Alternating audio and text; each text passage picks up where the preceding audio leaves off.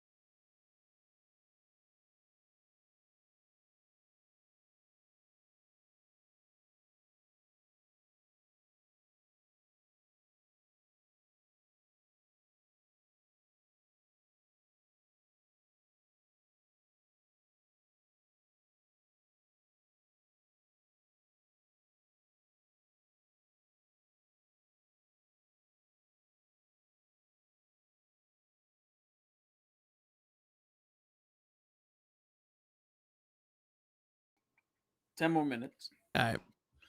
That Nice. is that is annoying. It's funny because I got a Note 5 back in like 2014, 15 because I thought that would make me look more like a businessman. I was in a round table. You could start it. I love the early banter. Oh, yeah, it's already been started. So I was like in a round table with the company that I was in, and I had a little iPhone 5C, whatever. You remember those? Yeah. And it was like all baby blue and stuff. And I know I was getting some looks. And I was like, I bet. I ended up getting the Note 5, and the Note 5 is like one of the best Androids of all time, in my opinion. And then, so like a week later, I come through with it, and we taking notes, and I whip out the little stylus, and I'm like jotting shit down on my phone, and everybody's like, We're like, you're fucking. Then I worked at T-Mobile, so I saw the Pixel about to like launch and shit. The Pixel's dope. Really cool phone. Yeah, it is. It is a cool phone, and the camera I hear is fucking phenomenal. Yeah, it's incredible. To be honest, like Android cameras are good indoors, where iPhone cameras are good outside. I can see but that. like, I mean, like I explain it, it's like Ken and Ryu in terms of like it's Scorpion Sub-Zero. Yeah. Like it's all preference. They all do the same Yeah. thing. For me, the camera on a phone is like Dan. I don't give a shit about it. You don't care. You don't care. I might every once in a while throw out a little Hadouken. That's such a funny way to put that, because I've been saying that shit forever. Like, Ken and Ryu, bro. They just phones. Yeah, that's true. And I don't be taking pictures like like that. Like I'm a fucking photographer anyway.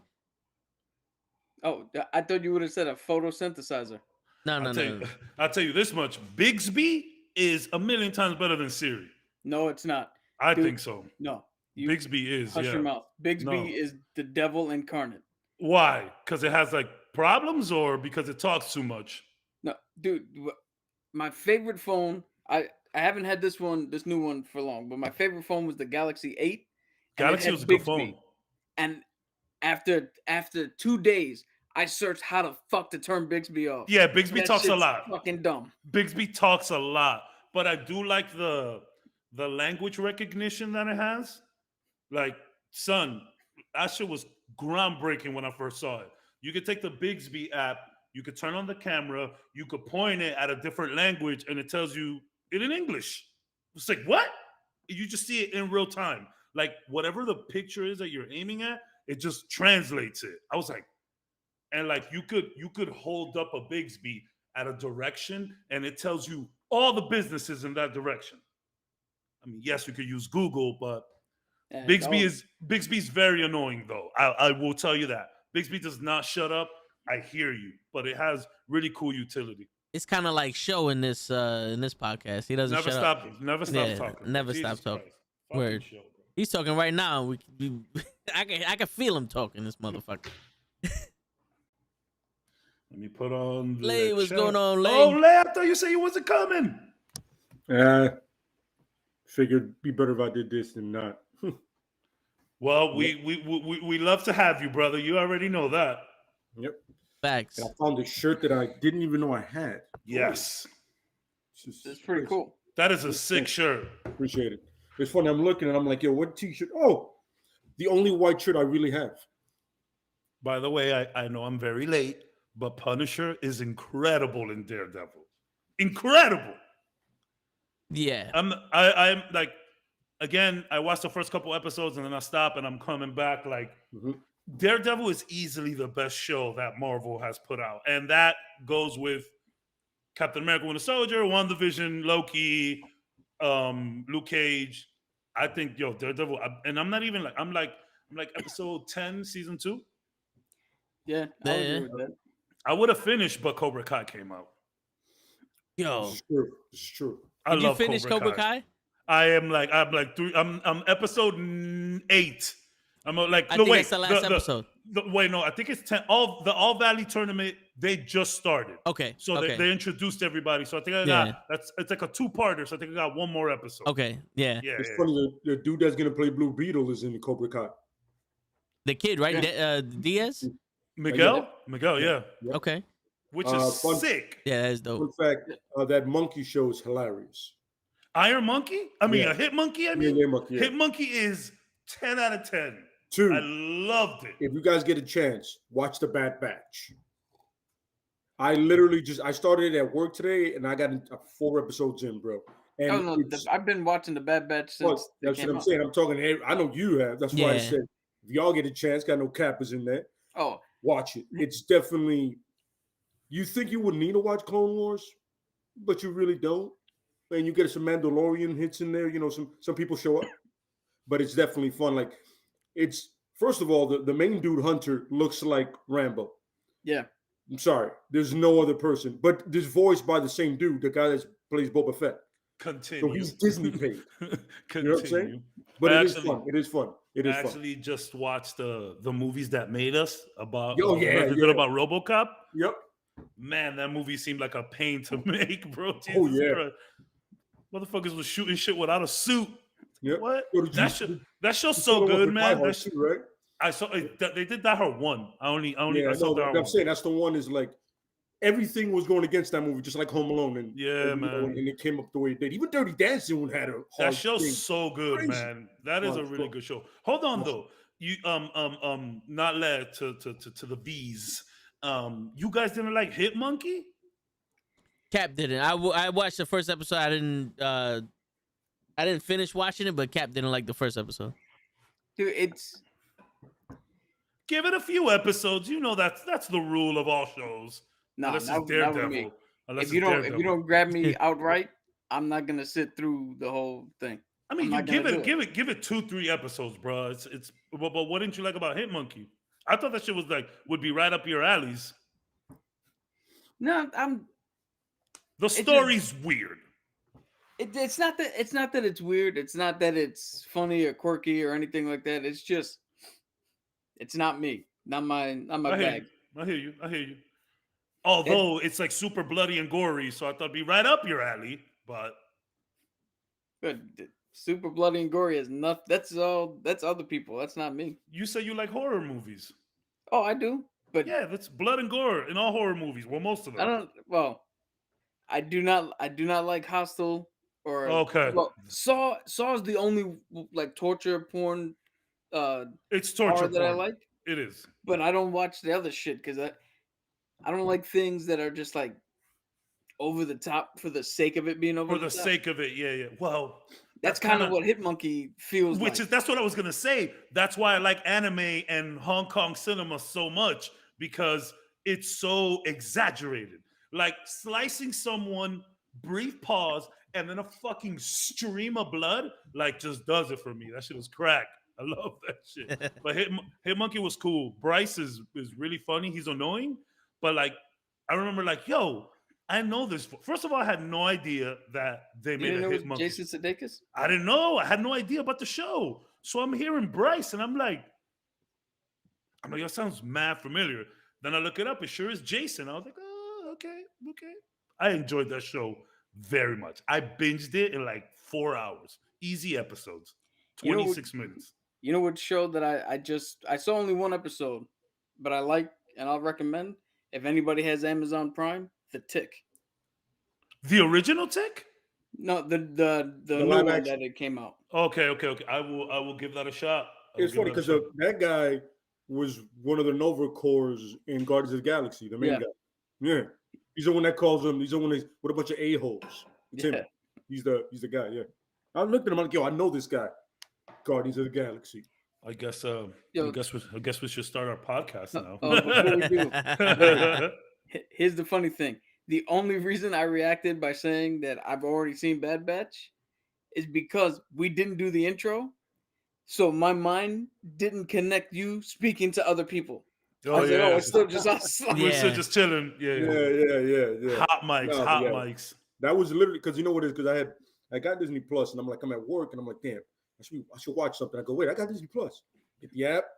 First thing that pops up was, because I had just watched the Boba Fett episode again, was that like, oh, also the Bad Batch. And I'm like, oh, let me give it a shot. And Bad Batch. behold, man, I'm a huge fan. I like it. I like it from the get, man. I'll give that a. I wish it was live action because it'd be crazy. But Yeah, then that you would be have crazy. You would have to motion capture that guy all the time. Motion capture Boba Fett all the time. Or you could do like a certain entertainment in which they're twins, not really, but they kind of look similar. But that's a great thing about the batch is that they're so different that it'll be easier when they're not around the other clone troopers. Yeah. That's what's dope about them. That you can literally have other people, because the big guy, that's the one that the casting will be hilarious with. Pro wrestling makes a fantastic point, which is one of the biggest problems with anime. It says, I love anime, but there's so much exposition in it, sometimes mid-fight. Yeah, anime will stop a fight mid-fight and give you a whole episode of bullshit. Like, yo, they'll have flashbacks. Like, look, one of the main things, it's very commercial nowadays, but, Goku,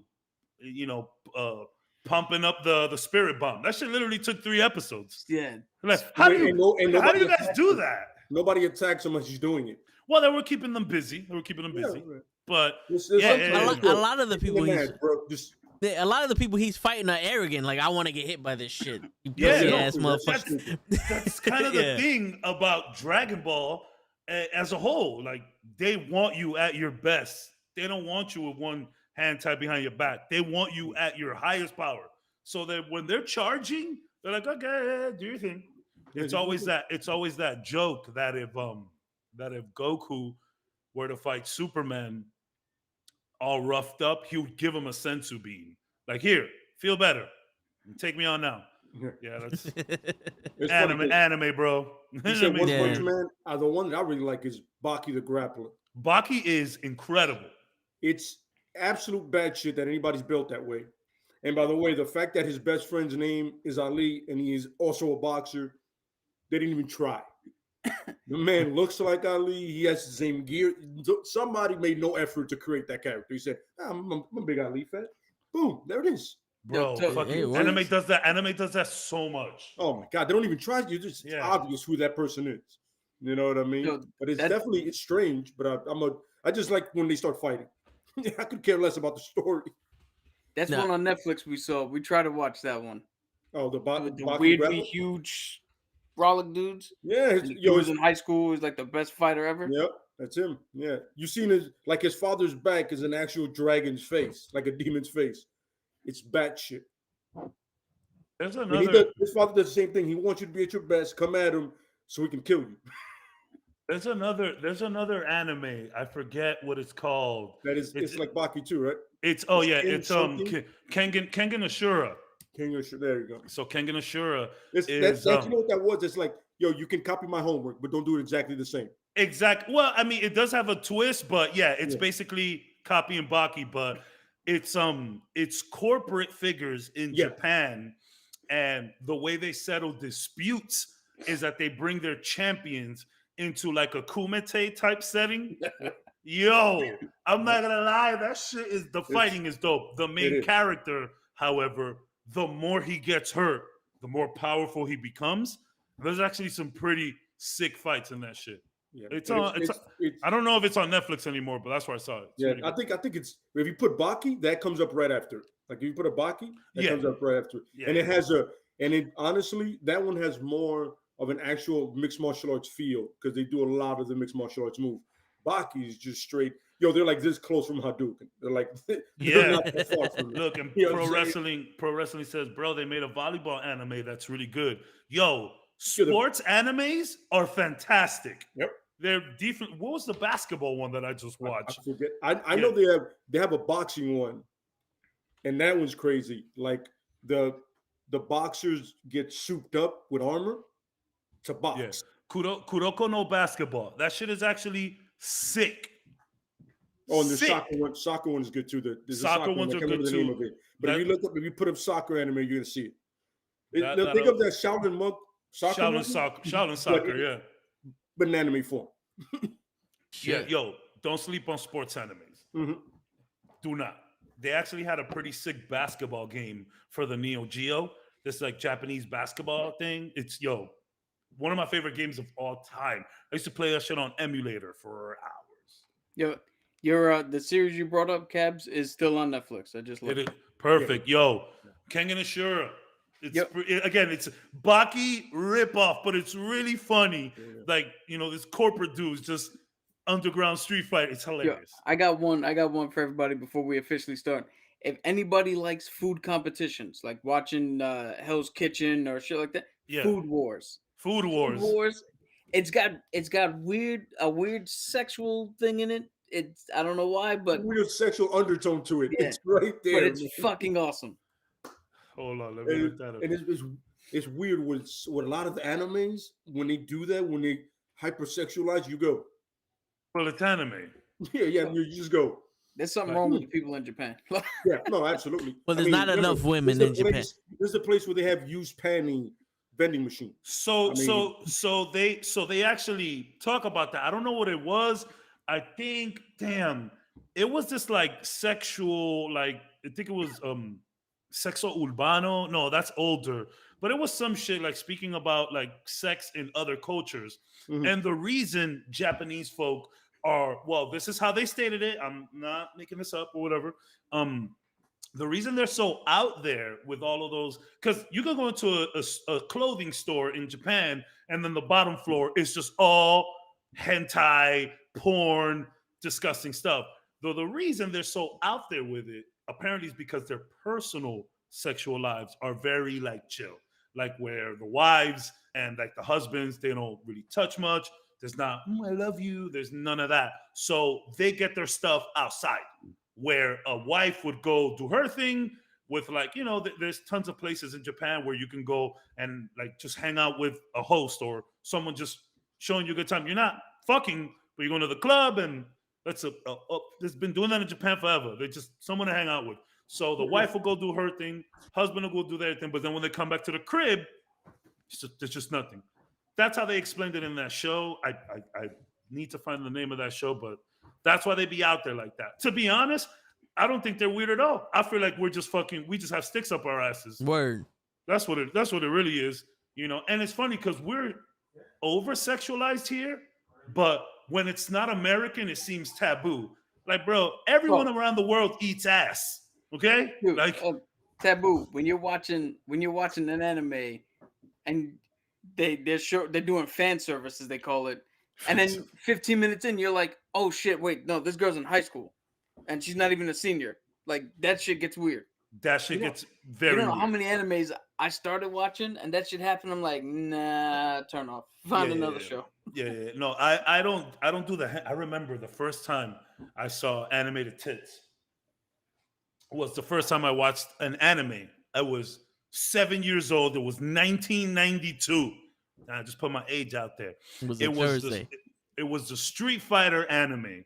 Oh yeah, Son. And I'm over here. So like my cousin, funny, we have the same birthdays, a few years older than me. He goes, yo, do you know what Japanese animation is? I'm like, I'm 7. I don't even know what American animation is. Like only the cartoons that I watch. You know what I mean? So he was like, you should watch. Do you like Street Fighter? I was like, cuz, do you know me? So he's like, yo, you should check this shit out. So he shows me this, and I'm like, Street Fighter, like they make cartoons. He's like, yo, this is Japanese animation, or anime for short. They do all kind of crazy shit like this. So I am like stuck. It's Japanese. I'm reading subtitles. I can't keep up. I'm 7 years old. You know what I'm saying? I'm not a critical reader or whatever. So I was trying to keep up. And then we come to the Vega fight where he fights Chun-Li in her crib. Hey, yo, just titties. I'm like, I've seen titties in like porn and shit, like, you know, flicking through Spice Channel, Playboy, but like on a cartoon, I'm like, these are deliberately drawn titties. Like someone wanted this here, you know. It felt weird. I'm This like, is premeditated. as opposed to God who accidentally put him in. you know, like, no, I'm saying like it's different. Like you got to draw some titties, you know, in a movie, you just, hey, titties. Like someone drew this. I was like, I couldn't wrap my mind around that. But yeah, that was kind of like my introduction to anime. And then, if you guys remember Sci-Fi, before it was SYFY, it was a sci-fi channel, SCI-FI. They had like Anime Hour. And brother, there's Akira, Vampire Hunter D, which is like top tier in my eyes. Fist of the North Star. Fist of the North Star, which is incredibly, this shit is aggressive. Like these guys are poking each other with their hands and just blood. And Ghost in the Shell was a good one, but like I would say my favorite anime of all time, which they did not show on Sci-Fi, is Ninja Scroll. That's OG anime. One of the best fights I've ever seen, when he fights the blind swordsman in the bamboo field. The top tier anime right there. Shit is, I remember on Sci-Fi watching Gigantor. bro. Sci-Fi. Do you guys remember Firefly? I'm watching Gigantor. You guys remember Firefly on Sci-Fi? Like they murdered Sci-Fi, bro. What happened? Those little corny shows on Sci-Fi were legit, B. Yeah. Firefly was incredible. What? Yo, you want me to get my dad? My dad watches all that shit now. He in. Bro, that shit is so crazy, man. They butchered Sci-Fi, bro. That Anime Hour was clutch. Didn't MTV buy Sci-Fi or some shit like that? No, it's part of the USA network, like the Universal shit. So Viacom bought them, right? Yeah, Viacom owns USA. Viacom owns everything, pretty much. Jesus Christ! Remember that Viacom? Yeah. It's insane what they did to the Sci-Fi channel. That shit used to be dope. But I remember there was another good anime of mine. It's a sexualized anime. I'll be honest. They don't show titties. Well, I didn't get to see titties. Bubblegum Crisis is a bunch of little high school girls in robotic armor just kicking ass. That was good. I remember watching Trigun. Technoman is good. Not really the name of the thing, but it's the US translation. Now, I remember when I saw it in its regular form, and I'm like, oh, okay. So his knives go through people, and they go through the armor, through the person. Like they show it. I'm like, we got a lot of watered down shit. But then again, it's like Saturday at 10. I mean, you're not gonna have somebody put that big ass blade through somebody's head. But everybody, welcome to the Nukkle HeDD anime podcast. Right? Hey. Before I go, another really good one. I mean, you know, besides the Cowboy Bebops and all of that shit, which just had a terrible fate with the show. I thought the show wasn't terrible, but they tried. They tried way too hard. They tried to do it. So it's funny because I wanted to bring that up because you always ask, you know, about changing, the subject matter and changing it from the original continuity to now. The Cowboy Bebop anime tried to do too much. It was like a 1-to-1, and it was just a little jarring to see. A lot of people were like, "Yo, if this was just a regular show and not Cowboy Bebop, be 10 out of 10." But unfortunately, another good one is Trigun with Vasta Stampede. He's like the red suit dude that has the demon arm. Shit, great anime. I don't know if you felt this way, but one of the biggest problems that I had watching the Cowboy Bebop live action is you can tell that the actors tried their best, but they're not natural fighters. No, it's like the fight scenes felt weird. Horrible fight scenes. Jonathan Chow, what's his name? John Chow. Yeah, John Cho. John Cho. When he's sitting there hitting the stick thing like Bruce Lee, you could tell that he took the time to learn it, but it's just not natural for him.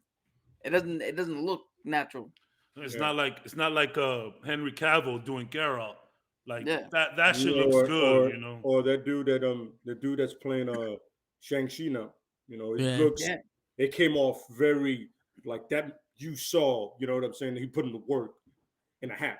I mean, don't get me wrong. The fight scenes, they were in Iron Fist, but they weren't amazing either. Yeah, That's how I always go back. The worst fighting I've ever seen on the show is Iron Fist because you're the immortal Iron Fist, and you keep telling us this, but you fight like shit. Speaking of fight scenes, shout out to Cobra Kai. They updated the fight sequences in season 4. I was like, yes.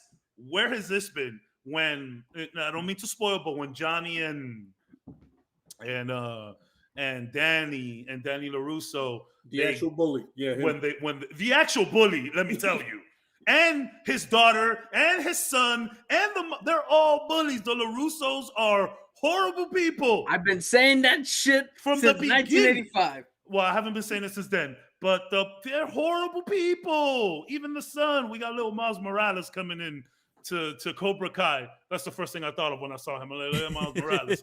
But yo, shout out to the fight scenes, man. They really stepped it up. That double KO with Johnny and that shit was dope. Like I'm like, LaRusso, you can't kick that high. My man got up there. I said, oh shit. He did. Yo, just wait. Shout out to Tori. There's a lot of character development in the episodes that you're about to watch. Okay, I'm just gonna tell you that. I'm not saying anything else, but I'm just gonna tell you that. And shout out to Tori. I think Tori's my new favorite character. For some reason, so it just felt like you were about to go, I'm not saying anything else. Bad guys got a dragon. Yeah. They got a dragon. No, but listen. When Cabs was talking about titties, I was like, "Yo, this is the perfect segue to get into the opening of the actual podcast." You know what I'm saying? So, Cabs saw his first drawings of titties, and that means that, what's going on, everybody? What's going on? Welcome to the Knucklehead Comics Tuesday nights via the Knucklehead Network, Monday through Friday, every night at 9 p.m. Y'all fucked me up. I'm looking at titties in my head right now. That's what my eyes The closed. Knucklehead Cinematic Universe. Yeah, you know what I'm saying? Yeah, we got our own Knucklehead verse, pretty much. You got a network and all that other shit. But like I said, we talking about comics today. We got Lay here. What's going on, Lay? How you doing, brother? We got Cap. Wasn't gonna show up, but I'm here. I'm happy I came through because I love Miles. Yeah, we're happy you came too, man. Shit. We got Cap in the building, like always. Yeah, and to answer your question, Pro Wrestling Podcast, he did shave. He asked that earlier. And we got Cabs in the building. What's going on, Cabs? What's up with you guys, man? Chilling. And to take the place of Show, we got Miles. How you doing, Miles? I'm doing all right.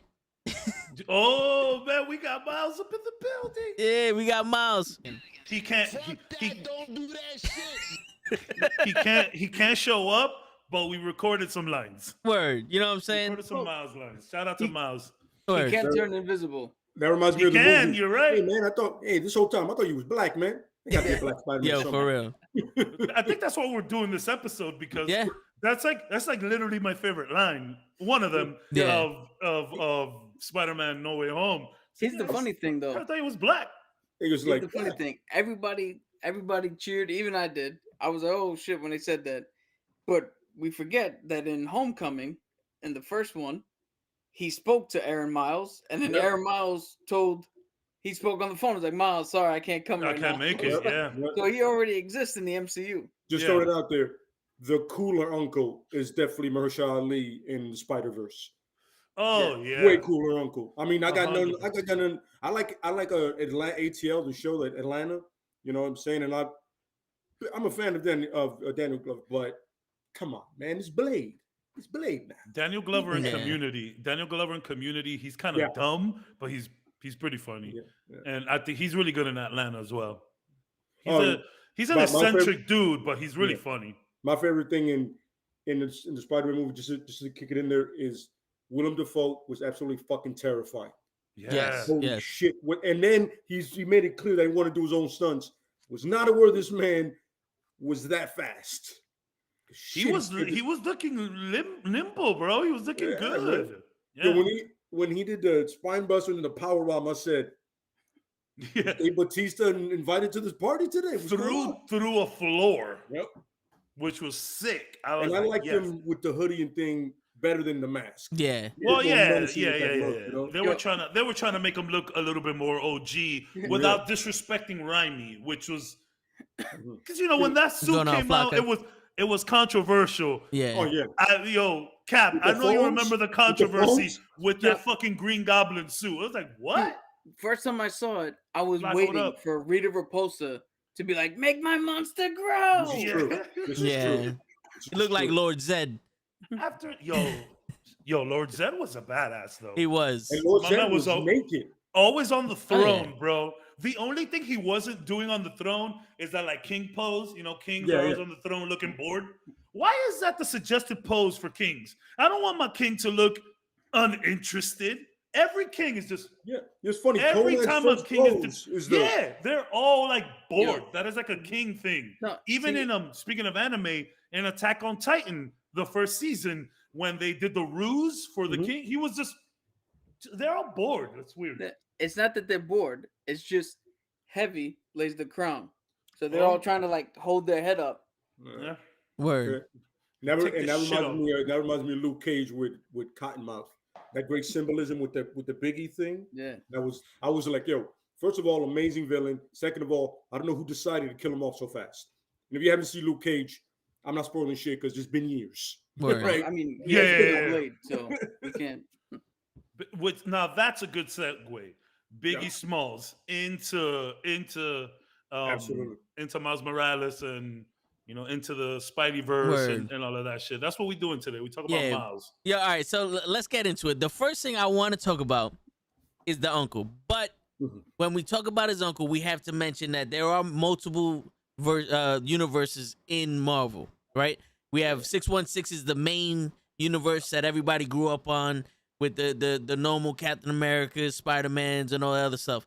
Now, I'm aware of his uncle being in the 616 universe as a particular character, right? But he been the Prowler. No, yeah. Yeah, But he been the Prowler. and then he's in Yeah, the but- Ultimates universe. But he wasn't his uncle in the regular universe. Yeah. No, Yeah. he worked for the Daily Bugle. It was a Yeah. different. But Yeah. the reason why I'm bringing this up is because doing my research, the little bit of research I've done, I know that he actually posed as Spider-Man to save Peter Parker from Osborn when Peter Parker got bit by the spider. Like, he actually was Spider-Man to prove that, oh, look, Peter Parker and Spider-Man are two different people. So In our universe, yeah. In our- yes. 616. a few people have done that for Spider-Man, which is funny. Like, Okay. Yeah, I think Daredevil has done that. I think Daredevil did it backwards because Daredevil had to represent Matt Murdock had to represent Daredevil. So he called Spider-Man. He's like, "Yo, yeah, can yeah. you just put the suit on for me?" And Spider-Man is in court as Daredevil while Matt Murdock is representing Daredevil, which is hilarious, by the way. I I think remember this is funny. Iron Fist did the same thing for Daredevil too, A lot Okay. of yeah. which Yeah. makes So sense. so I didn't Yeah, see because that. he's immortal. Oh God, I didn't see that, but I know it's just I know there are different universes. Well, I didn't know that he stood in for Peter. I know in regular, in 616, he was like a bad guy who kind of turned good. Yeah. Whereas in Ultimate Universe, he was just kind of bad.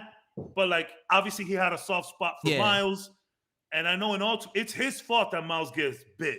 Yeah, because so the thing that I realized is that Osborn was trying to recreate the super soldier serum. Oh, correct. Yo, Well, you want me to get into that, the history of all that, real quick. Yeah. Because there's so in the Marvel's Ultimate Universe, Nick Fury was the first character to receive the super soldier serum. Then it was Steve Rogers. Yep. Then the serum got lost. Then Canada kidnapped James Howlett, tried to make their own version of the super soldier serum, thus unlocking his mutant ability. And the weapons program, they created mutants. By the way, James Howlett is Wolverine. Yeah, James Howlett is Logan Wolverine, his real name. Then after that, then Osborn tried to make his own shit. But he made it in spider form. Yeah, he started radiating spiders and all that shit. One bit Peter Parker, and then a different one. They'll explain what happens from there. But that's the history of how we got to the spider that bit Miles. And you know, the super soldier serum is the backstory for a lot of experiments gone wrong, changing people. Black Cat got it at one point because her father she took the symbiote too. Yep. She was in the. I think she was in the symbiote for a little bit. I'm not sure. Funny, wasn't it? What they do with the Hulk? Isn't it some way he was trying to do the same? They were trying to do the same thing at one point, and it got. Listen, that serum. It's hard to recreate, but not in Winter Soldier because everybody had it. Yeah. No, everybody got it. You get a vial. You get a vial. You get a vial. They put that shit into a spider though. And then that shit bit Miles. Like, what are you guys doing? Yeah. Yo, bro, that just makes me love Zemo even more. Cut the super soldier serums out. It's not helping. Here's the thing, though. The super soldier serum came up, or the result of it, you have probably the greatest hero ever in Steve Rogers. Yes. Right?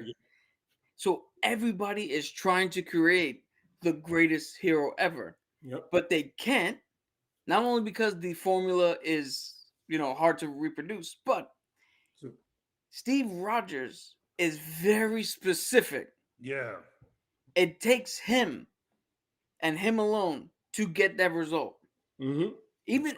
Even if you gave the super soldier serum to Sam Wilson, to Falcon, he still would not be what Steve is. Yeah, 100%. Absolutely, yeah.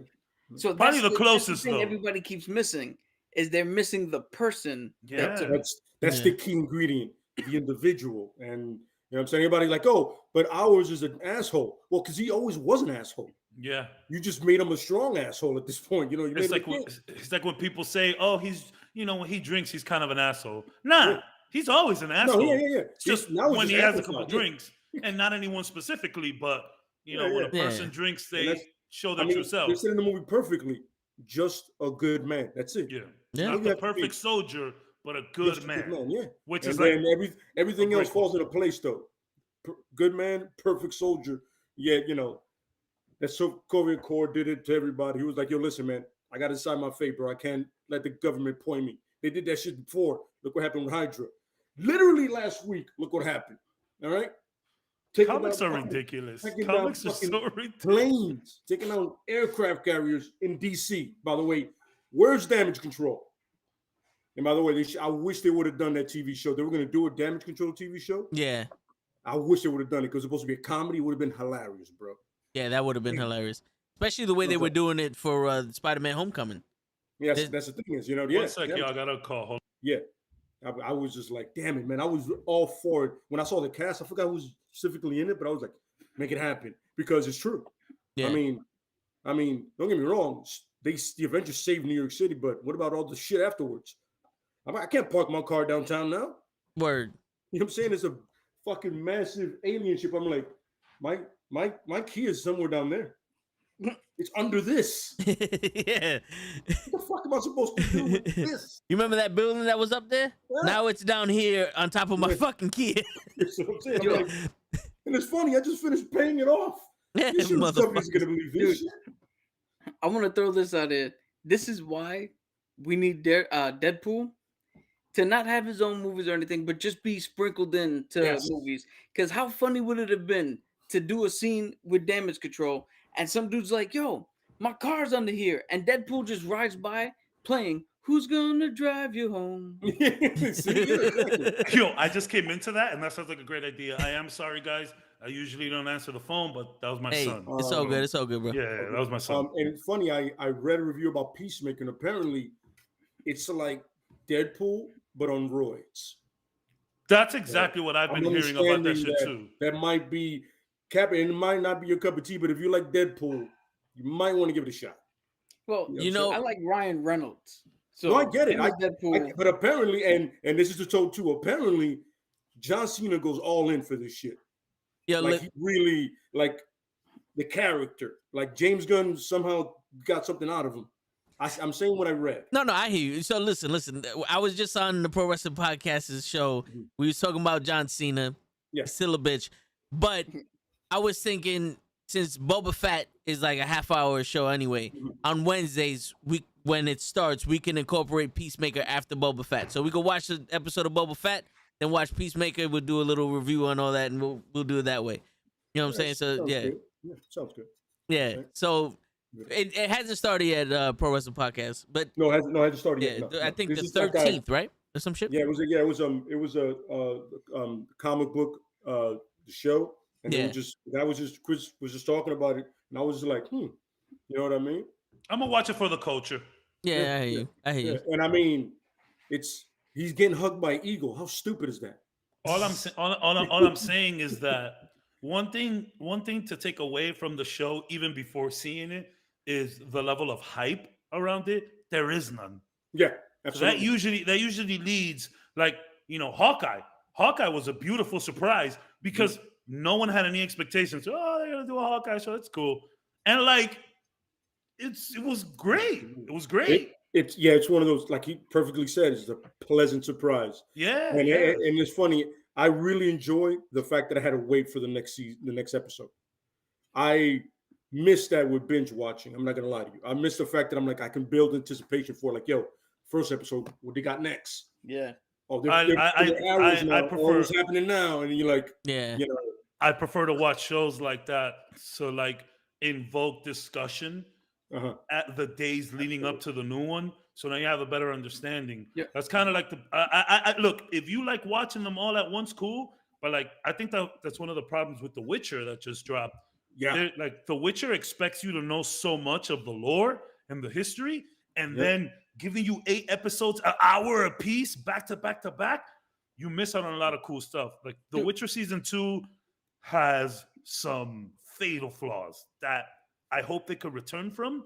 But I think if we would have had The Witcher episode by episode, and the same thing goes for the first season, I feel like it could have been a little better. I do enjoy episodic releases, me personally. Yeah, same here, without a doubt. It's funny, this show doesn't get a lot of credit, and that's the Young Justice new season that's out, and it's every Thursday. But they're doing 3 episodes for like each characters, and they just had one with Dr. Fate, which I'm a huge fan of because Dr. Fate, he's an order he's a soldier of order. Sorry, my fault. And it's always great to see that arc. Because at first it was ground level, right? The second one was ground level, And ground level, Cabs said it best, and I say myself, I love ground level because I can anything relate. Ground level. I can relate, and 2, it's just dope. It's just like, yo, they're just very talented at what they do. Yeah, you know what I'm saying? That's it. Hawkeye is just nasty. You can scrap. Cap can scrap. You know what I'm saying? And with this one, it was Artemis and those kind of people. So you're like. And the League of Shadows, of course, not the shit from that Dark Knight Rises shit. The actual League of Shadows. Yeah, I can do a whole episode about the Dark Knight Rises and how much I hate it. I can do a whole episode. Bane is a puppy dog for an idiot. I'm sorry.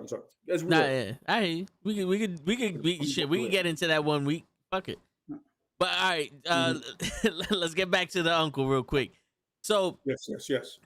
So the uncle goes to steal something from Oscorp, and like we stated, Osborn was experimenting on spiders. One of them bit Spider-Man, and the other one went into the bag of Miles Morales' uncle of Prowler. Aaron. Yeah, it went into the Prowler's bag, and Miles Morales comes in, fucking his with the crib, bag, gets yeah. bit by the spider. So So, here's a little piece of trivia. Originally, Brian Michael Bendis wrote Miles Morales as like a background character. So like Miles Morales has always been around. Like he didn't spring up out of the blue. Yeah. And he used them as a way for like the viewers almost to come in and view this world. okay, And then they pivoted him into Spider-Man. I heard like one of the like because Miles is like relatively new to like yeah, you know in the scope of Spider-Man, who's been out Yeah. since like the 60s. Absolutely. You Yeah. feel me? So I heard the reason they wrote Miles, obviously because they said that and I read this a while ago when Spider-Verse came out, which was like what 2017. So Yes. they wrote 18, Miles. They wrote Miles like because they thought the world was ready for a black Spider-Man because Obama was elected. Because I think Miles was 2010 or 11. Yeah, I believe so. think so. Yeah, so they did it because of Obama. He kind of looks like Obama a little bit, Yeah. but you know, but he was always around, which is funny too, because he gets bit and he doesn't immediately spring into action. My man was like, "I'm not doing this" for like 2 years. He's like, "No, I'm not doing this," and then Ultimate Spider-Man, Peter Parker, in that universe, you know what Yo. happens? He dies pretty Yo, viciously to the Green Goblin. Yeah, the Sinister Six whoop his ass. Yeah, it's pretty bad. It's pretty bad. And then Miles Yeah. sees that. He's like, okay, I gotta do it. They finally did it. They were like, "Oh, we're gonna get him this time," Yeah, it's really bad. and goal accomplished. Yeah, Oh, yeah. In a very sadistic, fucked up way. they killed his ass. They If killed I remember him. correctly, he was fighting them and he kind of like he beat 5 of them and he was like, "Yo, I'm He's done." He quit. And then all of a sudden turned around and there's the fucking Goblin, Yeah. who in this universe is more like the Hulk. Yeah, he's like, Like, yeah, he's he looks massive. like a massive goblin. Yeah, like a fucking actual beast. Yeah, and Miles is watching as just the Goblin is waylaying and just fucking ground and pound Peter into dust. Like, He's like, yeah, I don't want none of that smoke. But then Peter dies, and then kind of like in the Spider-Verse, very, very, So- very, very, very close to, but it was Kingpin in the Spider-Verse. so just for everybody watching who doesn't know, the Ultimate Universe was supposed to be a brand new take for readers who didn't have an affinity for the original continuity. So the Ultimate Universe was a way that you can, for new readers to come in, fresh start with every character, read them and grow with them from there. So in the Ultimate Universe, deaths mean things. Yeah. Peter Parker died, he died. Wolverine was drowned, he died. Matt Murdock, he died. Like, they stayed dead.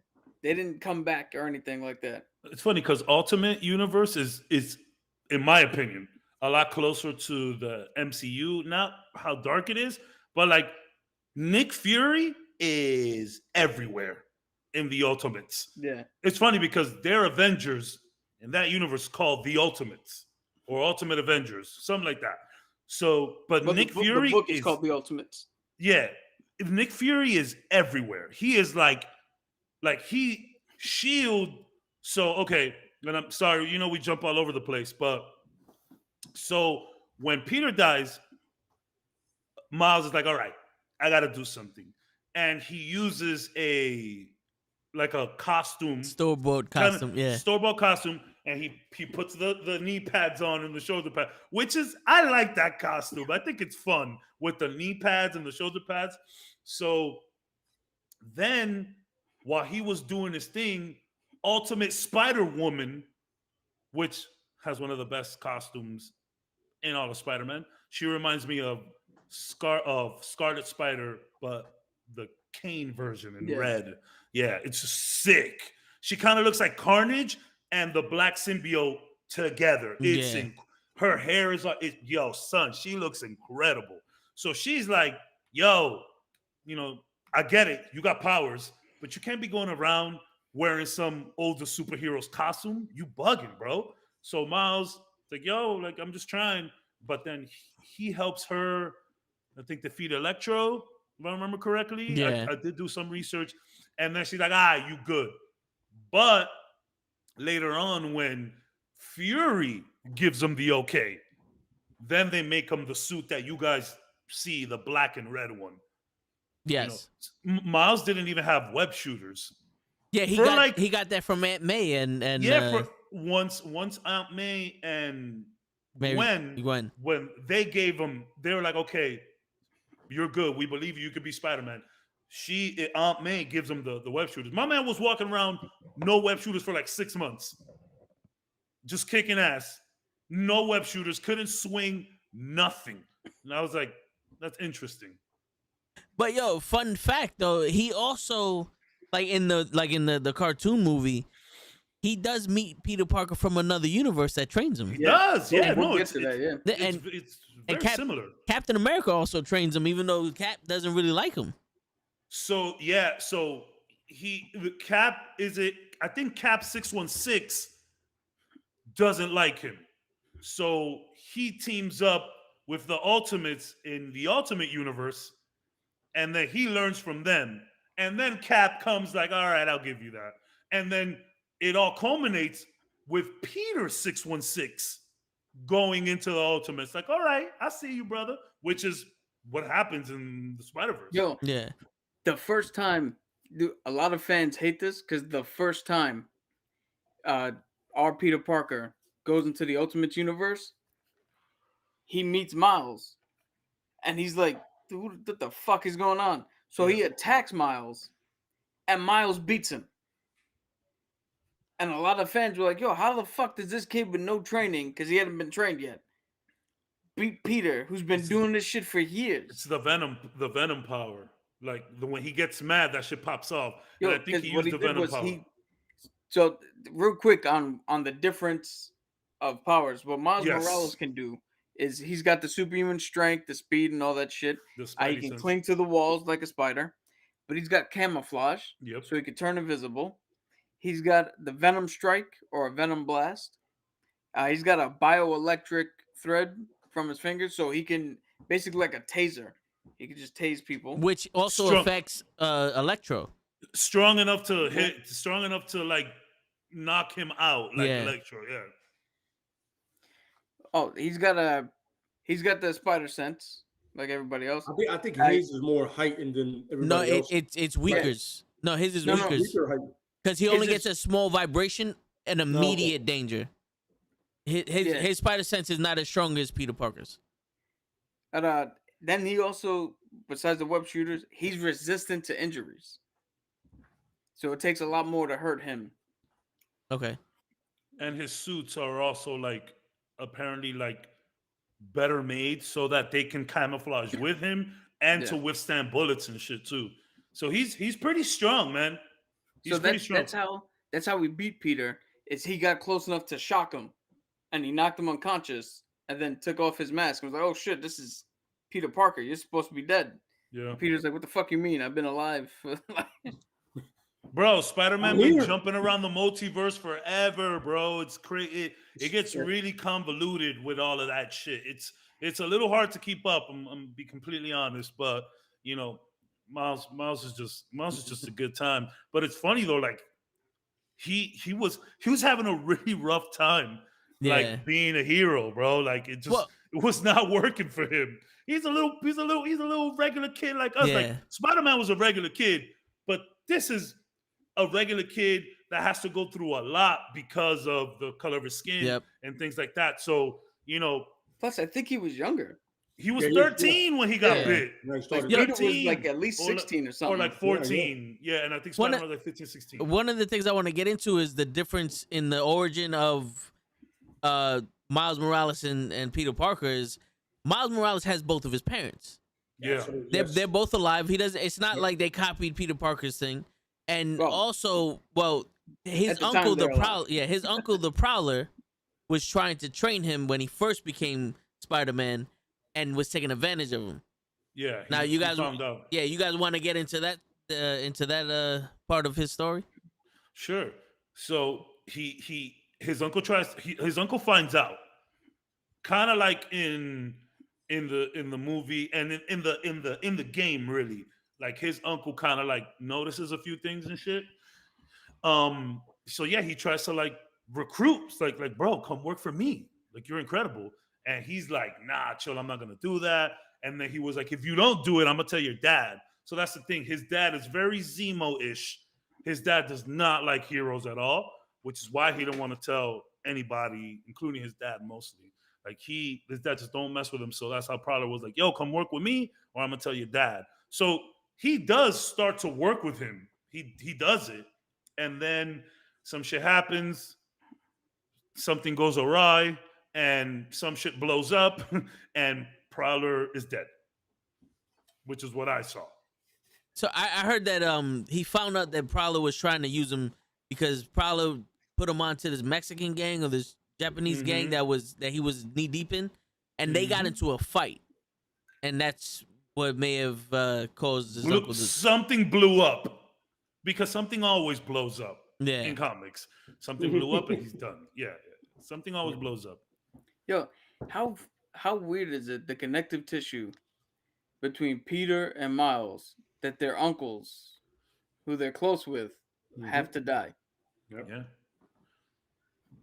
Unless you're Tom Holland, then it's... Yeah.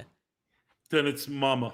Well, I mean, so Miles Morales' mom does die. So... Well, technically, they all do. and then she is revived in 616, and then she comes back. It's bro, and then Miles goes to 616 and just kind of hangs out there for a little bit. It's so weird. So there was a big event that a big event where the universes were colliding. Yeah, they're like, to be completely honest, blew up into each other. The Ultimate Universe did not work the way it was intended. It was okay. And people really weren't reading it. They were wanting the old continuity. So Marvel just turned around and took everybody from the Ultimate Universe that was working and said, fuck it, the universes are colliding. And at the end of the whole event, the Ultimate Universe disappeared, was shattered into pieces, and anybody that they liked stayed in 616. Yeah. And everybody that they didn't, gone. So that's like what you get. In the Marvel's the Ultimate Universe, Wolverine has his son James Howlett. I think it's also James, but it's his son, and he took over the mantle of Wolverine. Nobody really liked him, so he's gone. So we got Dakin and X-23 from the 616. The people love Miles. I think they didn't like him at first, but they grew to love him. Miles is now 616. Shit like that. I think X-23 was the correct call. She's badass. Yeah, she True. is Cool. Technically, you know what's funny? We brought it up before, but X-23 is really Boba Fett. It's really not a daughter. It's a clone. Yeah. It's a clone of made off of you, off of your shit. Yeah. I guess you could call that a kid technically, but it's a clone. And that's another thing about Spider-Man. After the Clone Wars, there's so much different Spider-Mans. So many. But that's how we get Spider-Man 2099 and Scarlet Spider. Scarlet Spider is one of my faves. I like the blue shirtless hoodie.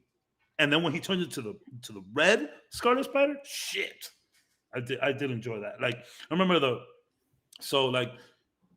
of like my upbringing, I said it to you before, through comics was mostly seeing like through the games and seeing through the TV shows, and then going to the comics or going to the comic book cards. And I had gotten a pack. I gotten a pack, and one of the fucking cards was Spider-Man 2099.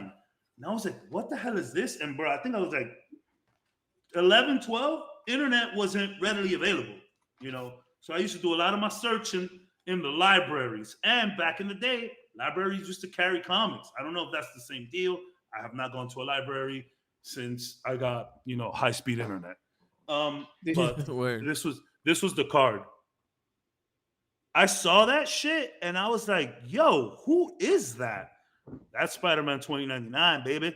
And then I looked him up, a couple comics, and that guy also has something blow up. We'll talk about that another time. But Yeah. Also, want to point out, Miles think that everybody thinks Miles is the first Black and Hispanic Spider-Man. no, this is Miguel Ortega. Yeah. Yeah, he's a Spider-Man Mexican descent. 2099. he's Mexican Irish. Miguel O'Hara. O'Hara. I call him Ortega. Garcia. I don't know, but yeah, this guy. And I'm not crazy. At the end of Spider-Verse, they say Miguel, right? Like there's a post-credit scene. They say call Miguel or something. Oh boy. So if you've seen the trailer to Across the Spider-Verse, that'll answer your question. Okay, I have not. You know what's crazy? I tried to watch the Spider-Verse today, but apparently it's nowhere. You can't watch it on Hulu, Netflix, Peacock, HBO It's Max. not on Netflix? No, it's not on Netflix anymore. Like you could rent it on Prime, but that's pretty much about it. I was like, that's stupid. But all right, I guess that's how we're gonna play the game. But why? That's so weird. Yeah, that movie's beloved. Like I still say, Into the Spider-Verse is the best Spider-Man movie, and that includes No Way Home. I would. Me personally. I would completely agree with that.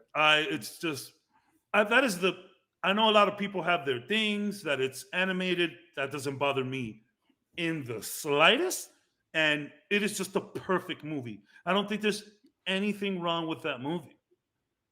Like that was to me was a tremendous pleasant surprise. Can't even begin to. I was 20 minutes into it, and I'm like, first of all, he's doing whatever kids ever did with a song. You don't know the whole song, just do whatever lyrics you throw it in there. Yep. And then mom speaking Spanish, the food cooking, and him leaving. I was like, you got Biggie in the background. I'm like, yes. Yeah, my man, this is me before or getting home from school or going to school. That's me. I'm him. He's me, except he has a lot more hair. Are you guys nervous that bringing Miles to the big screen, like live action after Spider-Verse? I gotta be quite honest with you guys. I'm very nervous about it. What do you mean? Because how do you follow up into Spider-Verse live action? Mm-hmm. It could be a little weird, and I'm not, you can't just get some black kid and be like, yo, Miles Morales. You know what I'm saying? No, I don't. I need someone who is personally invested into Miles. You know what I'm saying? Could be, invested into Spider-Man, but I want somebody who is wants to crush the world. Maybe I'm just spoiled now because of people like Henry Cavill that just soaked up The Witcher. Are you gonna cast him as a child, as a 13, 14-year-old child, or older? They're gonna get some. They're gonna get some 21-year-old, 22-year-old to portray a 14-year-old. Because that kid from Cobra Kai, he could be Miles Morales. I saw him. I was like, yo, that's Miles. It's funny he's not even in high school yet. From the casting that I've heard, the leading candidate is that kid from Stranger Things. Which will work. I'm okay with that. I'm okay with my that. thing is, I honestly am not a fan of that casting. I just don't like him.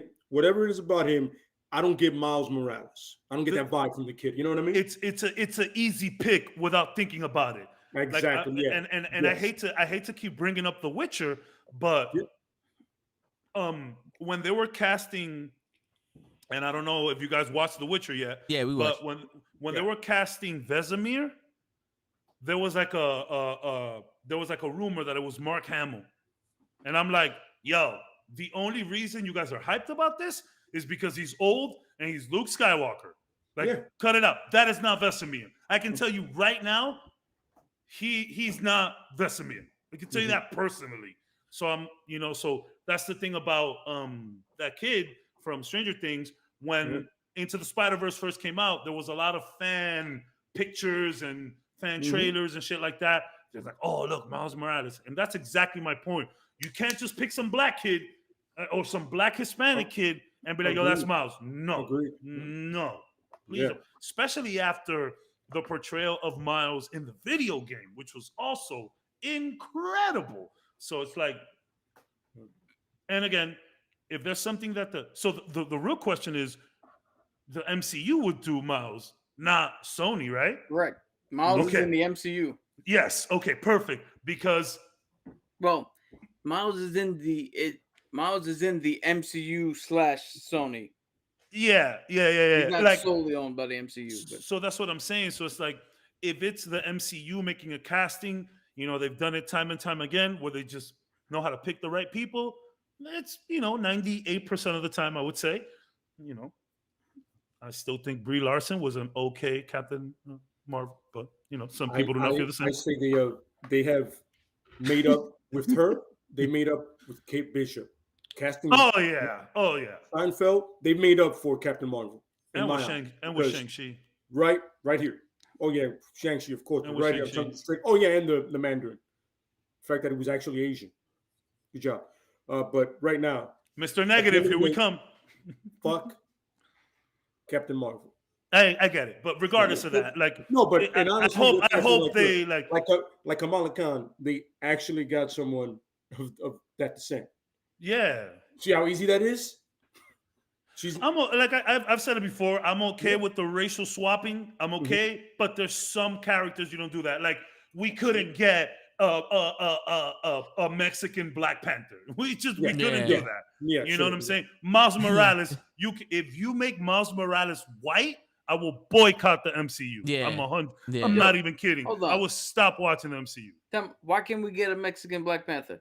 Orale, Josa for Africa. You want me to mow your Wait a minute. lawns? Because he is. I want you. He is the Black Panther, the Wakanda leader of forever, Wakanda. I want Holmes. Cap to say that one more time. Yeah. Listen to the statement. Why can't we get a Mexican Black Panther? I'm okay with the it's racial in swap. this statement. I'm all right with it. I'm okay with that. But there's some people. you Wakanda just can't forever, change. Holmes. Another person. We said Mexican. Why did We you make didn't him a say vato all of a We sudden? didn't say vato, yeah. We didn't say vato. Because I don't speak Spanish, ese. Yeah, we don't. So- We didn't say vato. But Made yeah, my man, nod right away, man. I am nervous. I am nervous. Yeah, And no, I guess I'm nervous. What up, I guess I'm Arcade? nervous in what's up, brother? I guess I'm nervous with all MCU movies and castings, the new ones. I guess I'm nervous about all of them because and nowadays the MCU is in such a high standard that it's like, if MCU doesn't pull out an 8, it was a failure. Like, The Eternals is not a bad movie per se. It just wasn't up to the Marvel standard, like Shang-Chi and No Way Home. And I get it that some of these movies were big events, but like, I don't even think Eternals matches up with like the smaller guys like Doctor Strange. You know what I mean? Like, his origin movie was sick. It doesn't match up with Ant-Man at all. You know what I mean? That's my thing is, you set a standard, and then you give me the Justice League, and I'm like, I don't want that. Yeah. Give me my Captain America. Well, now. Because I'm nervous. Eternals was too much of a love story where there was actually no shown of love of what they were intending love to be. It was like they loved humans, but they didn't show any love to the humans. But they kept saying how powerful they were, and yet they were having like these ass fight with the deviants. Yeah. I was not impressed by anybody. But the speedster. Really? The deviants are giving you this hassle? Aren't you guys the Eternals? Yeah, They're all powerful. I mean, Cocotazo was doing good. He was doing all right. He was doing But the point is, your main dude is the blonde Superman, right? Yeah. That's the guy. That's the guy, right? Homelander. Yeah, Homelander. There you go. Homelander. But how hard, the deviants were hand and ass. Dude, Yeah. I said it during our little video. Mhm. Like, you have eye beams, which are completely ineffective. How long you gotta stare at this dude before it affects him? And then the deviant turned into Ultron while he was transforming his shit. Yeah. That actually does happen in the comics. He absorbs and he learns and he, what is the word? Not upgrades, evolves. But it was not great. Is, you gotta get close enough to kiss him and shank him. I mean, the Eternals, to me, to me, the Eternals is a solid 6.57, depending on how you. But like, if Marvel doesn't put out an 8, it's a Yeah. bad effort. It's Yeah. just not Absolutely. good. So that's It's what I'm funny. saying. Like, and then like to follow up Spider-Verse, I think Marvel is gonna come to the table with this, like, y'all, like we really need to get this down packed. And I want Miles. I want him listening to hip hop. I want him doing the graffiti. Like, don't whitewash this shit, bro. Don't make You know what I him mean? like every other character now MCU because most of them have that same tone. Let him be different. Let Oh, him let him Yeah. be a kid, bro. Yeah. Like and having to deal with everything with his dad being a cop and like please do not fuck up Miles. That's what I'm saying. That's why I'm nervous. I feel like you can fuck up Miles pretty easy. I feel like you Yeah. can. I want a Training Day vibe with Miles. You know what I'm saying? You know what I'm Ooh. saying? Like I think that'd Like be raw. Yeah, yeah. Cause you know, like in all honesty, you have black, half Puerto Rican from Brooklyn. You ain't living in the suburbs. Yeah, You you're ain't getting busy. you ain't living in the fucking amusement park that Times Square is. You living Walking in the city. home Yeah. walking home is not easy. It's You feel not. me? Like, Yeah. it's not easy. Yeah, I need to see that. Absolutely. Yeah. Don't like, yeah, he gets to go to like a prep school, but I need yo, controversy in there. Like, give me some Falcon Winter Soldier Yeah, shit. yeah. Feel me? Like, I need some hard ground level stuff. And I'm not a movie director, but I mean, although we have created incredible movie plots on this very podcast, This is you true. should go back and see some of those. But yeah, man, like I'm telling you, I'm nervous about Miles. I'm nervous. real quick, just to point out, he goes to a prep school only because one, he's actually pretty smart, like all the Spider-Man. Yeah, like yes, But he is. two, he was in a public school and he won a lottery to get into the charter school. Yeah. But I need to see him not be like I need to see him like get bullied and picked on, and not Yeah. because of the skin color. No, No, dude, because he's because the new the guy. lottery kid. He's the lottery kid. Like, you don't belong Yeah, here. that's enough right there. You don't know what I'm belong saying? here. And the fact that he is black, like please do not like. Obviously, at this point, Miles is a beacon. Like there's a lot of people that didn't know about Miles Morales a little while ago. If you follow the MCU, you probably still don't know who Miles is, but there's a new generation of people who know who Miles is because of the games and Spider-Verse. So like, man, those are two very tough acts to follow, and it's gonna be difficult not thinking of Spider-Verse in Miles Morales. So how do you do Miles Morales live action? Do you do a whole other Spider-Verse, or do you just keep him ground level and face one of his like nemesi? I guess that's how you say that, right? No, Nemesis. so Like, how would yeah. you do it? This is the way I would do it. He's not gonna fight Kangaroo. No, It's but it's 2022. this That's is the just not way I gonna would work. do it, right? If you want Miles to take over for Tom Holland, we've already seen the kid Spider-Man. Mm-hmm. So for me, I don't need to see another 11-year-old swinging out here fighting crime. I don't need to. But we could do the thing where we never seen Peter Parker get bit.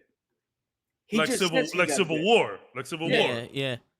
So, what if, like in the comics, Miles was also bit around that time, Yeah.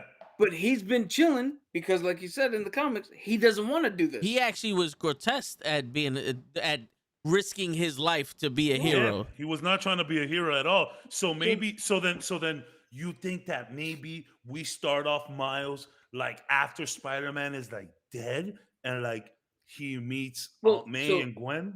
So let's not put Spider-Man dead because that puts a Ultimate little weird Spider-Man. thing. Ultimate Spider-Man. No, we can't. We don't even need Ultimate Spider-Man. Yeah. We just know, right? Nobody knows who Peter Parker is now. Nobody knows who Spider-Man is now. But Miles has been around watching the Avengers, watching Spider-Man, like Kate Bishop, Yeah. living in the cut, right? And then Miles sees a big fight, and Tom Holland Spider-Man gets fucking shellacked. Yeah. and there's nothing he can do. But Miles is like, he has that moment where he's like, shit, Spider-Man's about to die. Nobody else can do anything. There's no Avengers here. There's no Doctor Strange. Nobody's here. But I could do something. Let me jump in real quick. Yeah. And he jumps in with his Venom Strike or Stinger Blast or whatever. Gets the dude, doesn't beat the dude, just gets the dude to like, shit, run away. Gives just enough time for Spider-Man to react or like come back to or whatever. Yeah. And then while Spider-Man has to heal from his injuries, Miles just is like, well, fuck it. If he can do it and the Avengers can do it, I have powers. Let me go out there and do it. And then you can even lead to a thing where, and this is where I could tie it into regular MCU and regular 616. You could do a thing where Miles picks up the mantle while Spider-Man's recovering. He gets met up with some of the Avengers, namely Shang-Chi. And Shang-Chi goes, dude, if you're going to do this, you're probably going to have to learn to fight.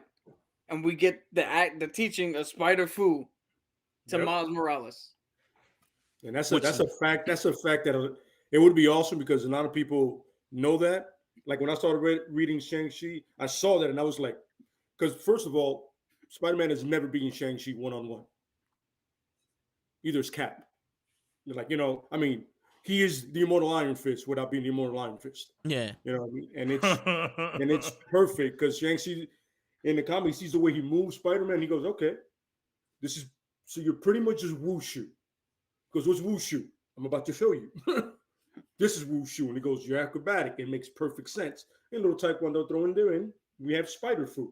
He goes, Spider-Fu? He goes, hey, man, if you got a better name for it, please, have at it. The perfect thing about this is while, like I keep saying, while Tom Holland Spider-Man is recovering, he could turn around and go, shit, Miles is out there. He's got the city covered. I could take a break. So we could get movies with Miles without having to put Tom Holland in there because we all understand he's on break. And then whenever we need to throw him back in, we can throw him back in seamlessly. And maybe we can, which is funny. That's kind of how the games are. We can have Tom more of a scientist now because Miles is in the streets right now. Yeah. You can have him, we can show his intelligence more, which, like I said, that's always been my thing with Batman. I need to see the detective. And with Peter, I need to see the genius. Yes. Yeah, we saw the genius is a genius. People forget all the time, like, oh, he has his that. Yeah. But he's a genius too. Don't ever forget that. And like the new Batman is going to give us the detective. I want to see more genius. We've seen some. Yeah, we've seen the genius in No Way Home. No, yeah, we definitely that. And even in Far From Home. Yeah, in Far From Home, he makes his own suit. Yeah, at the end. Yeah. So that's what I'm saying. I want to, and especially now since it's kind of nitty gritty, we're gonna see a lot more of that genius. You know what I mean? And what I'm trying to say is I want to see their natural abilities. Whatever the person is, their natural ability, not necessarily a serum, necessarily it's what they're good at. You know what I mean? Yeah. Cap has a serum, but he's also very good tactically, and he's an amazing leader, and he shows it. Yeah, he's Tony, pure inspiration. Yeah, point guard. Tony, point guard. He's a a point guard. genius. Yep. He's a dick, but he's a genius. You know what I mean? And Hawkeye, it's literally never miss. But he's also well trained. And Natasha, the same thing. I just need to see their natural abilities and then give me everything else. Played 18, shot 18. Yep. All right, so I have a question for y'all. Now, I'll give you an idea of how to bring them in, as opposed to Cap's idea. Now, before you go, we already had two ways to bring Miles in, through Mr. Negative and through this.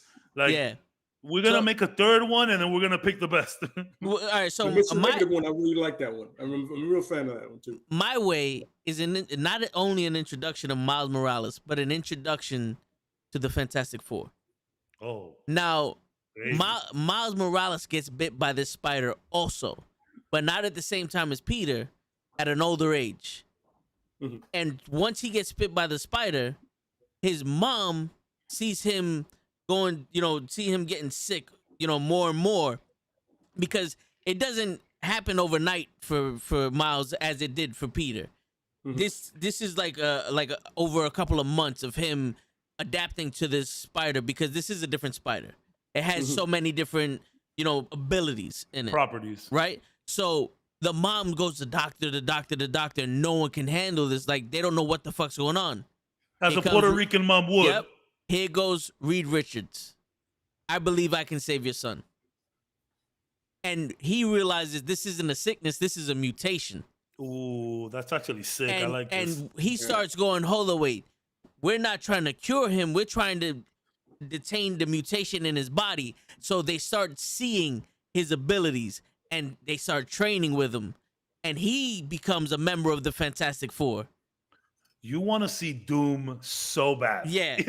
You want to But- get to Doom No, so funny, bad. I was thinking, she goes to Doom first. She goes, I have nothing for you. Then she goes to Reed, and that pisses Doom off more. Yeah. She goes to Doom. Doom goes, yo, I don't have anything for you. Then Reed goes, I got this, and that should just It's that's a good funny idea. because And when I would love to see him Spider-Man, and Johnny Storm, when 'cause they're boxing Spider-Man, in, right? when Spider-Man was fucking with Reed Richards, that ultimately leads to Cosmic Spider. Mhm. If I remember correctly, and Cosmic Spider is just OP as hell. That- He is a god. He's he- literally I'm not a gonna god. He I'm not took gonna the lie to you. power cosmic. Somebody didn't Yeah, he- make an effort with that suit. I was like, I don't know, The man. suit is terrible. Yeah, it's terrible. The His suit Fantastic is Four terrible. suit is better. His Fantastic Four suit, the white one, Yeah. way cooler. That shit, I was like, my man, what acid Oh, trip were you on when you drew that? the white with the black trim. Yep, That's yep. that. crap. Reed Richards gives him that costume if I'm not mistaken. But that Yep. white and black is Cosmic. That shit looks That cosmic, yo, terrible. man, that cosmic, it's an acid trip, bro. That's an acid It trip. does not look great. Now that white and What black. shrooms were you on, brother? Get that white and black trim, that Reed Richards costume that you give. That shit Switch is that up. sick. That Boy, shit is sick. imagine Reed Richard making you a costume Yo, specifically for you, like ultimate like that's Dude. ultimate respect. Getting a Reed Richards outfit. Look at that Wow, shit. look at that, That man. shit is sick. Yeah. That is a sexy outfit. I found out about that outfit through a couple Spider-Mans ago. One of the games, he gets that. I think it was Spider-Man, The Amazing Spider-Man 2, which dropped in 2013, 2014. I used to edit videos using Windows Movie Maker. And I used to put video game stuff and just put music in the background. I have a 3-minute video of The Amazing Spider-Man 2 with some soundtracks in the back. But that's when he gets that suit. And, it gives you a little description of the suit. And I was like, what? That suit is sick. Love that suit. We gotta have a favorite Spider-Man suit thing. Yeah. I like the black and gold one that he did when he lost his Spidey sense. So he had to make a bulletproof outfit. So that black and gold trim, it's bulletproof because he loses his Spidey sense for a bit. So he's like, okay, I can still fight, but I might get shot. So it's pretty sick. Word. Yeah, I mean, so what do y'all think about that intro into the That would be MCU? incredible. That would be incredible. And look, I think, you know what? So it's funny that you say this because fans all around, they're starting to get restless. Like, yo, X-Men, Fantastic Four, where are they? I do think they're holding off for the right time. That's the original Spider-Man Fantastic Four. That really it? is though. Yeah, Holy that's shit. the original shit he wore. Why a paper bag? Because there's no mask for the Fantastic Four. They don't Yeah. wear masks. They don't. Yeah, they're like. He couldn't wear Uh, his Spider-Man no. mask? I think he took one of Johnny's extra suits or some shit, and he just Oh, didn't shit. have a mask, so he put the bag. Okay. Comic books are crazy. I say Yeah. it every time. Comic books are weird, but they're weird in the best way. That's hilarious. That the first thing is like, you finish with that sandwich? I just need the Yeah, bag. I just need the bag. I just need the bag. I don't need the sandwich. I just need the bag. Poke the holes in it. The thing is I would love to What? see that though, Toe. I would Yo. love to see that. Let's bring in the Fantastic Four already. And I think Peter Parker is a well, not Peter, whether it's Peter or Miles, the Spider-Man universe, it's a great way to introduce them. Dude, so for your thing, are the Fantastic Four already powered? or in between all this, they decided to take a trip to space real Or quick. do you want Well, do you want to see an origin or do you want to see him in action? to me, they're already powered.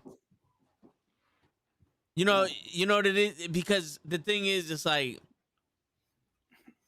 We've unless seen you're it gonna twice do- already. We've unless seen it you're twice gonna do already. the origin of Doctor Doom and have Reed Richards in that, and then do a Fantastic Four movie, it's kind of like you. The fucking origin is gonna be hard to do. You know what I'm saying? Because, in my opinion, Doctor Doom's origin is the one you go for in Fantastic Four. And you just 100%. throw them in there, and then they went to some shit. Because Doctor Doom's origin is deeper than rap. You So feel you me? want to do a Doctor Doom movie and then the Fantastic Four come in? Yeah, Like to him?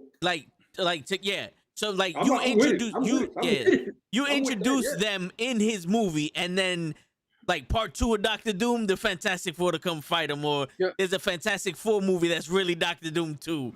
Nobody wants Doctor Doom more than Toe. Absolutely Nobody. No. I love it. I think love I it. think Cap does, but you know, And you both of you guys, yeah. yeah, I his see my screensaver. I just want to say That's sick. one thing. For a villain that I've known pretty much my whole comic book life, to see him get done dirty twice. yeah. Ugh. You And just the sit there second and go, time it was worse. oh my god. The second time it was. Oh, Yeah. Jesus Christ. You know what's funny about it is you sit there and go, but they get them right. Yeah. Shit. The Red Skull is absolutely ridiculous. And they got him right. Come on, bro. Yeah, I it's mean, really bad. I'm not saying Dr. Doom can be real, but I'm saying he can be more real than the guy with the red face. Yeah. I'm gonna go on a marathon of like all bad comic book movies. But bro, Well, Fantastic you- Fours. yo, Cav, no lie to you, bro. I'm literally gonna do that this weekend. Yeah, I'm gonna think about that. Yeah. I'm gonna sit there. Daredevil is the first online. I'm gonna have to sit through Daredevil. And not the Daredevil's director's not cut. terrible. Yeah, It's yeah. not terrible. It's not terrible. No, I'm not Okay. watching the director's cut. Yo. I'm watching the original one. Not terrible. You know what's crazy though? Bullseye. We were watching the Fantastic Four 2, not Fan Four Stick. The Rise of Silver Surfer? yes, and Yes. Cap was like, "Do me a favor. I know everybody says this movie sucks, but can you at least give credit to the fact that Dr. Zoom stole the Silver Surfer's fucking surfboard?" Oh, that's dope. Yeah. You know? Yeah, that's He's a like, comic reference that not a lot of people get. yeah, I was That's okay. dope. I was okay with the Rise I of was Silver okay with that. Surfer. I I'm just a wasn't big okay fan of the with- Surfer. That's my. I wasn't okay with the cloud. yeah. There's with Galactus. that cloud that looked like Parallax from Green Lantern. Galactus? That Yeah. shit show. I was like, Galactus. is Galactus smoking now? What the fuck is that? You know, Yeah. I swear to God. Until he said who he was, I was like, that's not him. Oh, that's him. Pro Yo. Wrestling Podcast said the first Hulk with Eric Bana. You know Yeah, what's that funny was- about it is when he's destroying the tanks, when it doesn't take half an hour to transform, I got no problem. Yeah, When he's fighting whatever, I like that when thing he is, fought the dogs. That shit Yeah. was hilarious. How Oh, you yeah. just like pop them off with your like by flexing. That was pretty like his funny. trap and he broke his jaw. It was not a great. I but thought it he was was. just- I thought he looked good. I Yeah, mean, but it just took 45 minutes to transform, yeah, and then he fought a cloud. yeah. What is it with these guys in the clouds? I have no idea. In these first MCU movies, I got By an the way, idea. let's just say one thing: Blade got it right. We didn't know shit about Blade, but he got it right. I got an idea. That's Wesley Snipes.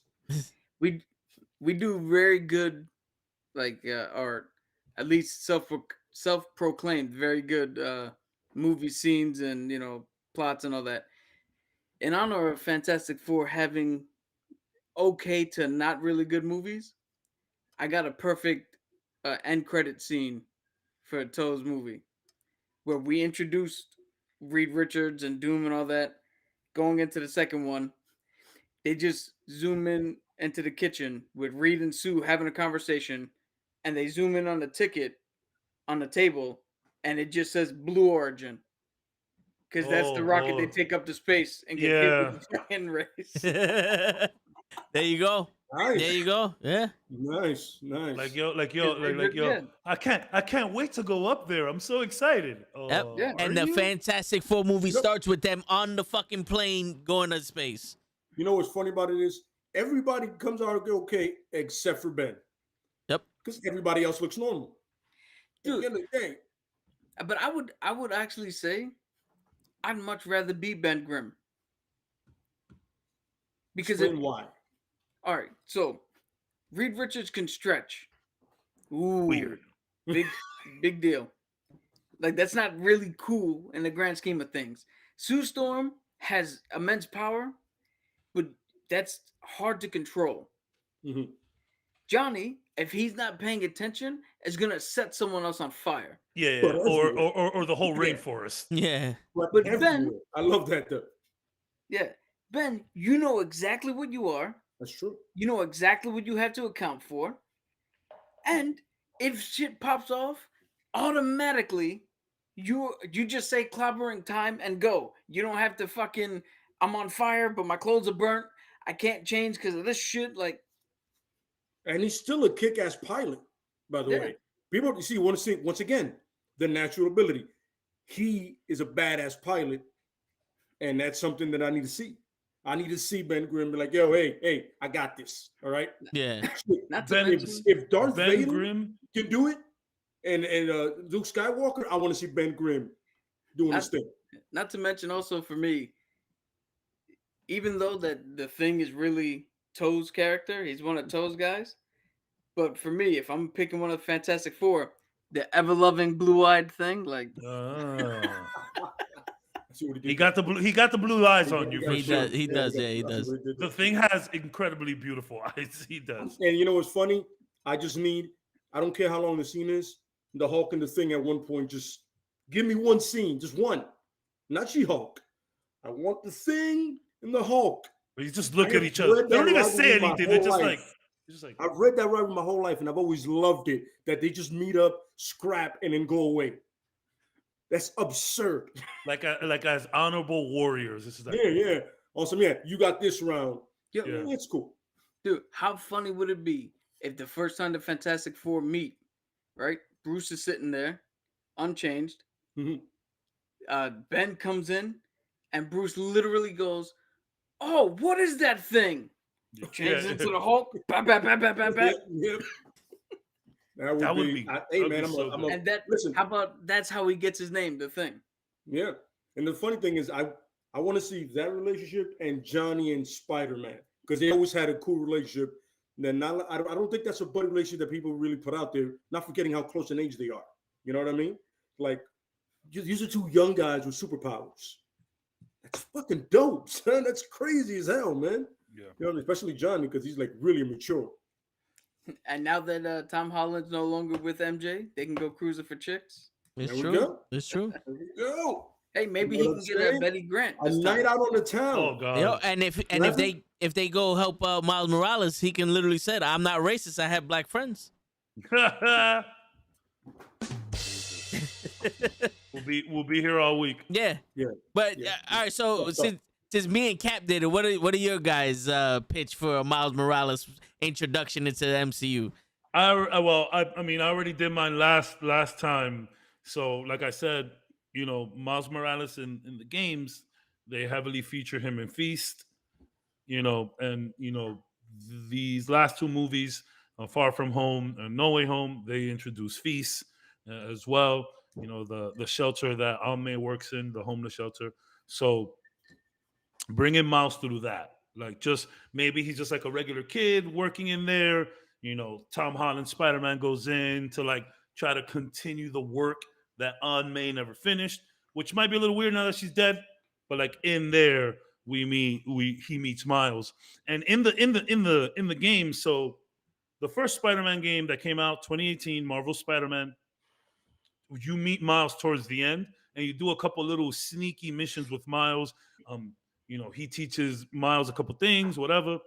Then in the second one, or Spider-Man Miles Morales, which just came out 2020, it's the same thing. Spider-Man goes on vacation. He has to like, I think MJ has to like take some pictures or something somewhere because she's like half reporter or something in this universe or whatever. So then he's like, "Yo, Miles, I think you're ready. I gotta go. So I'm gonna go on a little vacay. I'm gonna do my thing. You're gonna be Spider-Man." So, and I think, and like I said, it will be a fun way to bring in Mr. Negative, which I'm very excited about. Also heavily featured in the games, which is what gave me the idea. And then it's funny. Remember, we mentioned, there's so much Asian influence now. You can get, the Mandarin calls Mr. Negative. He's like, "Oh, get our contacts in New York City or whatever." And then you guys just mentioned Shang-Chi and him teaching Spider-Man the Spider Fu or whatnot. I think it'll work out beautifully. I think Feast, Mr. Negative, Miles. I think it all works for Yeah. like a movie. Real quick question in the chat. Bryce goes, so in the comics, does Miles Morales look up to Spider-Man as his idol, aka OG Spider-Man Peter Parker? So Yes. great question. That's the last person to give Miles the okay. Well, so like when he decides that he wants to be a hero, he's gonna do this. He has a really rough time. He's scared of heights. That's hilarious, by the way. He's scared of at Spider-Man. He's scared of heights. Yep. He doesn't have web shooters, and like he's balancing school. His dad's a cop, so he's not doing a good job. So a bunch of people come into Miles's way, like, "Bro, you're not Spider-Man. Like, chill." But then he starts getting their good graces or whatnot, and that, like I said, Ultimate Spider-Woman, she comes and gives him good graces. Aunt May and Gwen give him their graces. But Spider-Man actually comes from Earth 616 to the Ultimate Universe, and he meets up with Miles, and they're like he said, like, Miles beats him up or whatever, or I want to say, like, he gets the best of him, and Spider-Man is like, he's like, "Yo, you're actually pretty good at this." And then he gives him his final blessings, like, "Go be Spider-Man in this universe," and then he goes away. So he would definitely, give him the okay. And like, obviously, so the death of Spider-Man in the Ultimate Universe, so Ultimate Spider-Man, the death of him was what made Miles go, "Yo, okay, I got to do something." So he's a huge inspiration, or an idol. He definitely looks up to him for sure. And he also asks, "Is Gwen like Peter Parker or Miles?" So Gwen Stacy Different is universe. actually from another universe in which she got bit by the spider And she's instead of Peter. So She's in her Spider-Gwen. universe, she actually does still hang around with Peter. I think he becomes more like her Ned, like the man in the chair. Yeah. But when she comes over to the Ultimates or whatever, she's more actually closer to the age of Miles. Mhm. So her and Miles get along. And then her and regular Peter are, They're like brother sister kind of deal going on. yeah. I feel like Miles is a lot cooler anyway. It's my personal take on both Spider-Man. I'm like, yo, I'm gonna hang out with Miles instead. Not to mention, not to bring this up because they don't write it like this. This is not a factor. But Gwen Stacy and Miles are teenagers, close to young 20s, and Peter Parker's an old man by standards. So him chilling with Gwen is weird. Yeah. I mean, they find ways to do it naturally because they're heroes, and heroes just hang out with each other. But just Okay, so and then original Gwen Stacy from 616 is dead. Which they come back and then they switch universes. Yo, I'm telling you, Spider-Man gets so confusing. It's incredible. Yo, by the way, if you guys have Disney Plus, watch the Amazing Spider-Man cartoon when he has his like multiverse episode. Oh my God, that shit is so good. It is beautiful. And they have that cocky Spider-Man. He has like the white and black suit. So it's like it's basically Spider-Man all the time, even as Peter Parker. And it's like it's a variation of Spider-Man who didn't have Uncle Ben die, who didn't have any of the really bad stuff happen. So he's not that responsible guy. And it is a hoot. That guy is funny. Great episode. Funny because That one with he has like the silver armored suit, like it's the heaviest suit. It's like silver and blue. It's really my favorite. It's like if Tony Stark became Spider-Man. Yes, that's exactly it. yes. He's a prick. It's so funny. It's Parker Industries. Parker Industries. And right away he meets up with everybody, goes, yo, I'm the leader. And they were like, why should you be the leader? I'll run a multi-billion-dollar company. Why shouldn't I be the leader? Literally. He literally put his mouth is that. It's such a good episode. Awesome. Yeah. It's such a good episode. It's the one from the 90s. You get a chance. It's really fun. By the way, another thing about that thing, Peter Parker is jacked. And nobody says anything. He is jacked, son. And not only that, brawling. Not only that, he's such a smooth talker. Yeah. He's quippy. He's extremely funny, which is what I be telling people.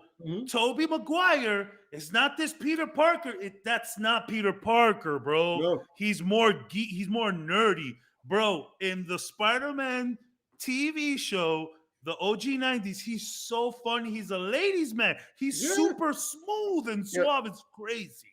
So here's the thing for anybody listening. Tobey Maguire was playing Spider-Man akin to the original 1960s comic version. And he's still a little quippy in there too, bro. No. He's not Toby as nerdy and geeky.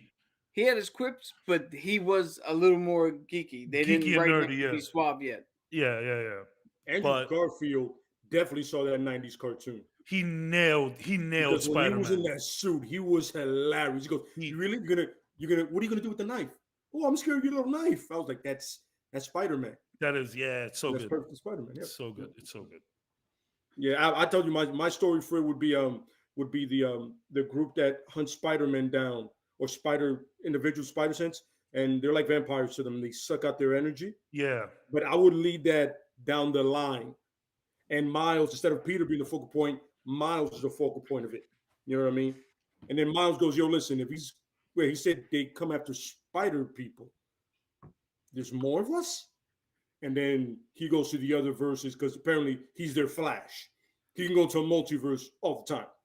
So he just shows up and he goes like, "Listen, I'm trying to warn you, you know." So it's him trying to save people. And then he realizes, yo, if we band together, we can fight them. So instead of saving them, he recruits them. Yeah. Like that, yeah. Okay. And you can get Silk in there, Kane, you can get, the clones, you can kind of like, you know what I mean, ragtag team of spiders. Yep. Yes, let's get some Ben Reilly up in there. I've always loved that suit. In the original Spider-Man, like I know, but in the original Spider-Man game that came out 2018, that I was always rocking that suit, bro. Suit is so good. It's just like a hoodie, with the ripped arms. He looks like if he takes off that sweater, he looks like Daredevil. Yeah. So he puts that sweater on. I love it. You could also have that Spider-Man was that Peter Parker, the guy that owned the Industries too. You could have him in it. Yeah. Being like, yo, wait a minute, like, yo, you remind me of somebody. One Spider-Man go, yo, you remind me of somebody that Tom Holland, you remind me of somebody. I just can't put my finger on it. Yeah. Like that. Tony Stark, clearly. You know what I mean? Because you remind me of somebody. I don't know who though. But that would be the way I would do it. Like, yeah. Here's how dumb I am. I would actually have that in that scene. I would have Tom Holland be like, You remind me of someone I can't quite like. Yeah, he's also like, I'm trying because I want his speech pattern to be exactly like Tony's because that's the way the guy is in the comics and everything. Literally Tony Stark, but just a Spider-Man. A lot of people have been theorizing. They're like, yo, in terms of Spider-Man, they're saying the only way to go from here is Clone Wars, and I'm like, I don't know if that's the only way. But no, we just have Spider-Verse. We're gonna have another Spider-Verse, like to bring in clones now. Dude, I don't know. I feel like right now you can, give people time because you can have the multiverse. You can have, and by the way, here's a fun fact: they're doing reshoots for multiverse. They're doing reshoots, and apparently they're adding more people. Multiverse of Madness because of No Way Home. Because of that, they're doing more shoots and they're adding people. Some people have seen a certain captain on set somewhere. So is he Captain America or is he Johnny Storm? Who knows? You know what I'm Oh saying? God. So, Don't throwing it out there. It's a Oh, fun shit. fact. Don't. I'm just saying. So wait. So they've seen Chris Evans. Apparently, So- one of the sets. Bro, Chris if Chris Steve, Evans and the thing reprises is, his role and the as thing Johnny is, Storm, I'd he lose. has a robe on, so you can't see what he's rocking. You know how they do it. Yeah. They, Yeah. you know, like when the first picture of Christian Bale is the butcher. It was, but you can see the thing coming out of his, you know what I'm saying? So I don't know. I actually know what it is. Yeah. He's actually playing his character from the movie Push. Oh, God. Oh, that's exciting in non-way to nobody. 3 people have seen that movie and they're all in here. I'm not I've one seen of those I've seen people. it. Yo, It's- that movie, yeah, it's that like- movie is not It's bad. like That everybody's movie's pretty Professor good. Xavier, but it's good. I like it. I personally like the movie. Dude, not to get off topic as we always do, but you know what low key Chris Evans movie that I actually love that probably not many people have even seen? Scott Pilgrim. Cellular. Yeah, this Cellular. one with the transporters in it. Yeah. He's the bad Jason guy. Statham. Yeah. That movie I is like- low key good. I love The Losers because he's Yeah. hilarious in that. That's pretty good too. But the problem is, it came out at the same year as the A-Team, and it is essentially The Losers is a graphic novel, and it's a great graphic novel. Yeah. But it came out the same year as the A-Team, so you're like, wait, you're kind of like the A-Team, Yeah. but they're not. You But can it's- definitely tell that whoever wrote The Losers watched the A-Team Hell yeah, growing up. hell yeah, bro. But he's hilarious in it, by the way. He is literally the reason to watch that movie. Whenever he's in, he's funny as shit, bro.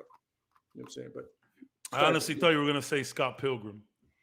no, Nah, I mean, I love Scott Pilgrim because I never thought I could see him as a dick, but he's funny in that shit too.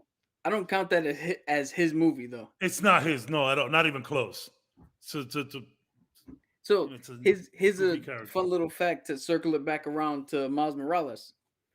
Pretty soon, he's not going to be called Spider-Man anymore. what is he? So the last thing I read about him is, so Doc Ock, when he was the Superior Spider-Man, Mm-hmm. he made an industry, and they legitimately copywrote the name. So the industry is letting Peter Parker keep the name because he's the original one, Yeah. but anyone else using Spider-Man has to change their name. So Miles Morales cannot legally use the name Spider-Man. And at the moment, I don't know if they've gotten to the point where he has to change it or if they changed it yet. But that's the last thing I read. Black Spider. Guy? Huh? Black Spider Spider. Guy? Black Spider. I didn't think of Spider. that. My bad. Spider Kid is not gonna work. Spider Guy. We have a Spider Boy. Spider-Ham? Spider. What pronoun would work nowadays? I Ew. don't want to He gender. could be specific black man. Spider person. That might not work. Along with that, he also did a costume change, and this is his new joint. With the bag. Yeah, Kind I of looks love like that. Scarlet. yeah. Yeah. It's a little Scarlet Spider. Mhm. New Scarlet. Kane Scarlet. Kane Scarlet. Yeah. Yeah. Yeah, By but the also way, with like a hoodie type. That's my thing. third favorite Spider-Man suit ever. His. The red Scarlet Spider? Yes. It's so good. Oh my And god. the fact that he's like almost stronger than all the rest of the Spider-Man. No. Because he's a big He's guy. bigger than- yeah, he's No, bigger this than guy everybody is else. like humongous. I'm And telling it's you, like, yo, he is their Red Hood, pretty much. it's funny He's too more because aggressive, he too.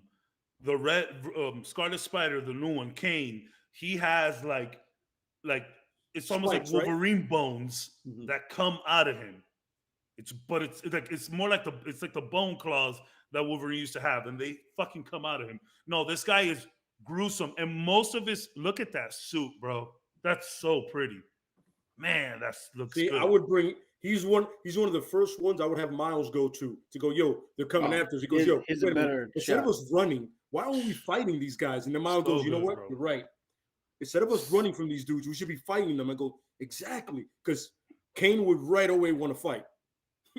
Kane is And one of the most aggressive Spider-Man ever. what's crazy? Yeah, no, like he is snapping people's necks, and Mhm. then when he kills them, he brands their face with the Kane logo. Like, yo, dude is sick, and like, what made him Spider-Man fucked up his appearance. He doesn't look as bad as Deadpool. Like he could, but you could. It's like scaly. It's like a little less of a it's a little less of a burn than what Two-Face has, like the movie, but it's like all scarred. It looks disgusting. But homie is massive. He's a big dude. I think they described him as like 6'6", like 280. It's like, yo, that's like Kingpin. You want to mess with this guy right here? Go ahead. Yeah, no, it's sick. I really do like him. I really do like him. It's really good. Tell you that's But the Miles I'm talking about. That's in that multiverse thing. That's the first guy he goes to is him. He's like, yo, listen. He goes, hey man, why don't we fighting these dudes? Why are we running? Because that's Kane's complete attitude. Kane they doesn't would know have to about it. they would have to change a lot of things with Miles though. It's funny because Miles has his own like Civil War event in the Ultimates. Like, there's their own Civil War event. He has the training with Cap. I don't know how that would work. Fury makes him his suit. I don't know. Like, but that's a question that I have. Like, how long is Samuel Jackson gonna be Nick Fury? Dude, until he dies. Like, I think he's just gonna rock. Yeah, he doesn't care. He's like, oh, you giving me money for this? I'll do it. And I think for the most part, like maybe not Captain America Winter Soldier, where he was actually like heavily featured, but I think Sam Jackson could come in and do his shit in like a day or two. yeah. For the most part. He's not really always there. I mean, he's always there as Nick Fury, but we didn't get that much of him. The only two movies we really got a lot of him was No Way Home. I'm sorry, Far From Home, And Winter Soldier. And Winter Soldier. And Captain Marvel. And Captain Marvel. Yeah, Yes, Captain yes, Marvel. yes. And technically the first Avenger. The first Avengers movie. Yes. And still, there was a lot of off time in that one too. But he's there. And remember, he's doing Secret Invasions now. True. He's in Secret Invasions now. He's in that Disney show that's going to come out next year. Oh, this year, I think. This year. I know. I think it might. Oh, yeah. We're in 2022. Yeah. People forget. Yo, Kebs, just so you know, like you were saying, how would he do the training with Cap and all that? Yeah. Like I said, we can have Shang-Chi train him, but we can also have Sam Wilson take him under the wing because he's now a young. I see what you did there. You son of a bitch, take him under his wing. You son of a bitch. That's a good one. I'm upset I didn't think of that. Now I'm upset I didn't think of that. Yeah, I'm mad at it now. Wow. Yeah. Wow. It's like, and obviously, Sam and what he went through in Captain America Winter Soldier, to see this young black kid take up the mantles. Oh my damn. Yo, and just think that is beautiful, Cap. Wow. Dude, but you can have a similar moral foundation to what Tom Holland has, but completely different from what Aunt May taught him. Absolutely. So instead of like Tony and Tom, you'd have Falcon or Captain America and Miles, type shit. Oh, it would be Cap. It would be great you for knocked Sam it out of the not park. to know what he looks under it, and then all of a sudden he goes, "Yo, listen, man, you can see my face. Yeah, you have to trust me." All and of a then sudden he's black. Oh, he goes, "Wait, what?" Not necessarily that he's completely shocked, but he goes, "Well, I guess we have more in common than we think, bro." Yeah, but man. That scene when he realizes that he's black, he gotta go, oh shit, we gotta get you home. Your mom gonna kick my ass. Like he looks at the street lights, that shit's about to come on. No, we gotta go. No. That was I'm gonna fly us to your house. Yeah, and we're getting Captain America 4 in a couple years. Yeah, we are. Oh, just damn, think, that's a good idea, man. You just think of mind how cool fucked me. Oh, the dynamic would be at the fact that Bucky and Cap always talk shit about Tom Holland Spider-Man. Yeah, but this kid they're close with. Yeah. So then when Tom shows up, good. When Peter shows up, they're still quipping with him. But then they turn around like, oh no, this kid is cool. He's with us. Think about this. Like I just now when you said, I just realized that you have Sam Wilson training Miles, right, and Shang-Chi. So you have African American, Puerto Rican, and an Asian in one scene, and it's just them in a and training facility. it's just That's it. beautiful. It's just them. It's like one's tactical, one's actual martial arts, and all Miles is doing is getting the best of both worlds. Oh my goodness. Dude, I plus- mean, I would prefer Captain America over Shang-Chi though. no, but I'm talking I about would, I know together. they'll be together, but like Oh, if I they're gotta good. choose who'd be Oh, the yeah, yeah. mentor, like no, Yeah. Cap just mind fuck me. I'm gonna think about this until the MCU does it. Like, yo, Yo, that yeah. would be so good. Oh my god. Yeah. Wow. Quick I just question. want to see the scene where he goes, like he's doing it, like he's hesitant. He goes, "Kid, come on, look where you're at. You're in Avengers Mansion. You're in Avengers Training Facility." He goes, yeah, "Oh, I gotta take it there because again, this is how I think. Keep it As a flowing. callback to his TV show, to Falcon and Winter Soldier, he takes off the mask. He goes, "Oh shit, Black Spider-Man," and then thinks about it. It's like, no, Spider-Man. Yeah. Because they Yeah. kept calling him Black Falcon. Yeah. yeah." Yo, Yep. MCU, cut checks. And I know, look, we And mess around. We mess around a lot here. We're like, yeah, we just wrote you a movie script. This is the movie script. This is how you introduce Miles. I think, and I don't care who doesn't like it. Oh, that happened in the comments. Shut up. Don't take this moment from us. I'm gonna. Because we Word, all love. step 10. We're Don't take this moment for it. We all love Captain America Winter Soldier here, and we all respected how much respect they gave Sam as a black man getting the shield. Mhm. And then you have him training Miles. I would cry, bro, in the By the theater. way, Just In the great words of Anthony Mackie, because he does his all the bloopers. Cap said it best. cut the Check. check. So, After Yeah. every Cap did it for he you did guys. that. All puns intended. Cap did it for you guys. Cap Yes. just he set it up perfectly. Wow, that Yeah, would You're gonna work have so you're gonna good. have kids everywhere talking about I'm Cap, I'm Spider-Man. Yeah, you are. You're both. Oh Yeah. man. and especially now that T'Challa's dead, like yeah. you know, he Yeah, man. could take up that mantle. Mhm, You yeah, know, but Absolutely. quick question for Miles Morales and Peter Parker: is Miles Morales as quick-witted as Peter Parker? Does he talk shit also, or he's different that way? And who's his major bad guy? So I mean, Miles is. So he's not as quippy. He's not, because Miles is more like, although Miles is super cool and chill, he does have a cop father who's very straight laced. I don't think he's as quippy. He's more of it's more. I guess it just feels more natural. He's just a cooler kid. You feel me? Way I cooler think than Peter he Parker. just goes to whatever's happening. It's not necessarily like he feels like he needs to do it. He just he flows with whatever's happening. You know what I mean? So that's the he way would to do he it. wouldn't be impressed by Falcon having a little flying robot after his ass. He'd be like, look at this. No, No, he'll no. look at it and be like that. Oh, that's cool, and that's it. It wouldn't I never think- be like the I think jokes he wouldn't might flow be like that. he might be impressed, Mhm. but he's not gonna turn around and be like, "Oh, dude, you got a metal arm." He's not gonna Oh, geek look, out. this is happening. Yeah, Because he's not gonna geek out. He's gonna be on some. Oh, okay. because we forget he's still also, at least in this time, he's still a kid, so he's still more awkward Okay. than anything. That's So- it. That's another thing. I like this. Tom was very good at that awkward thing. He was like, oh, we're using made up names.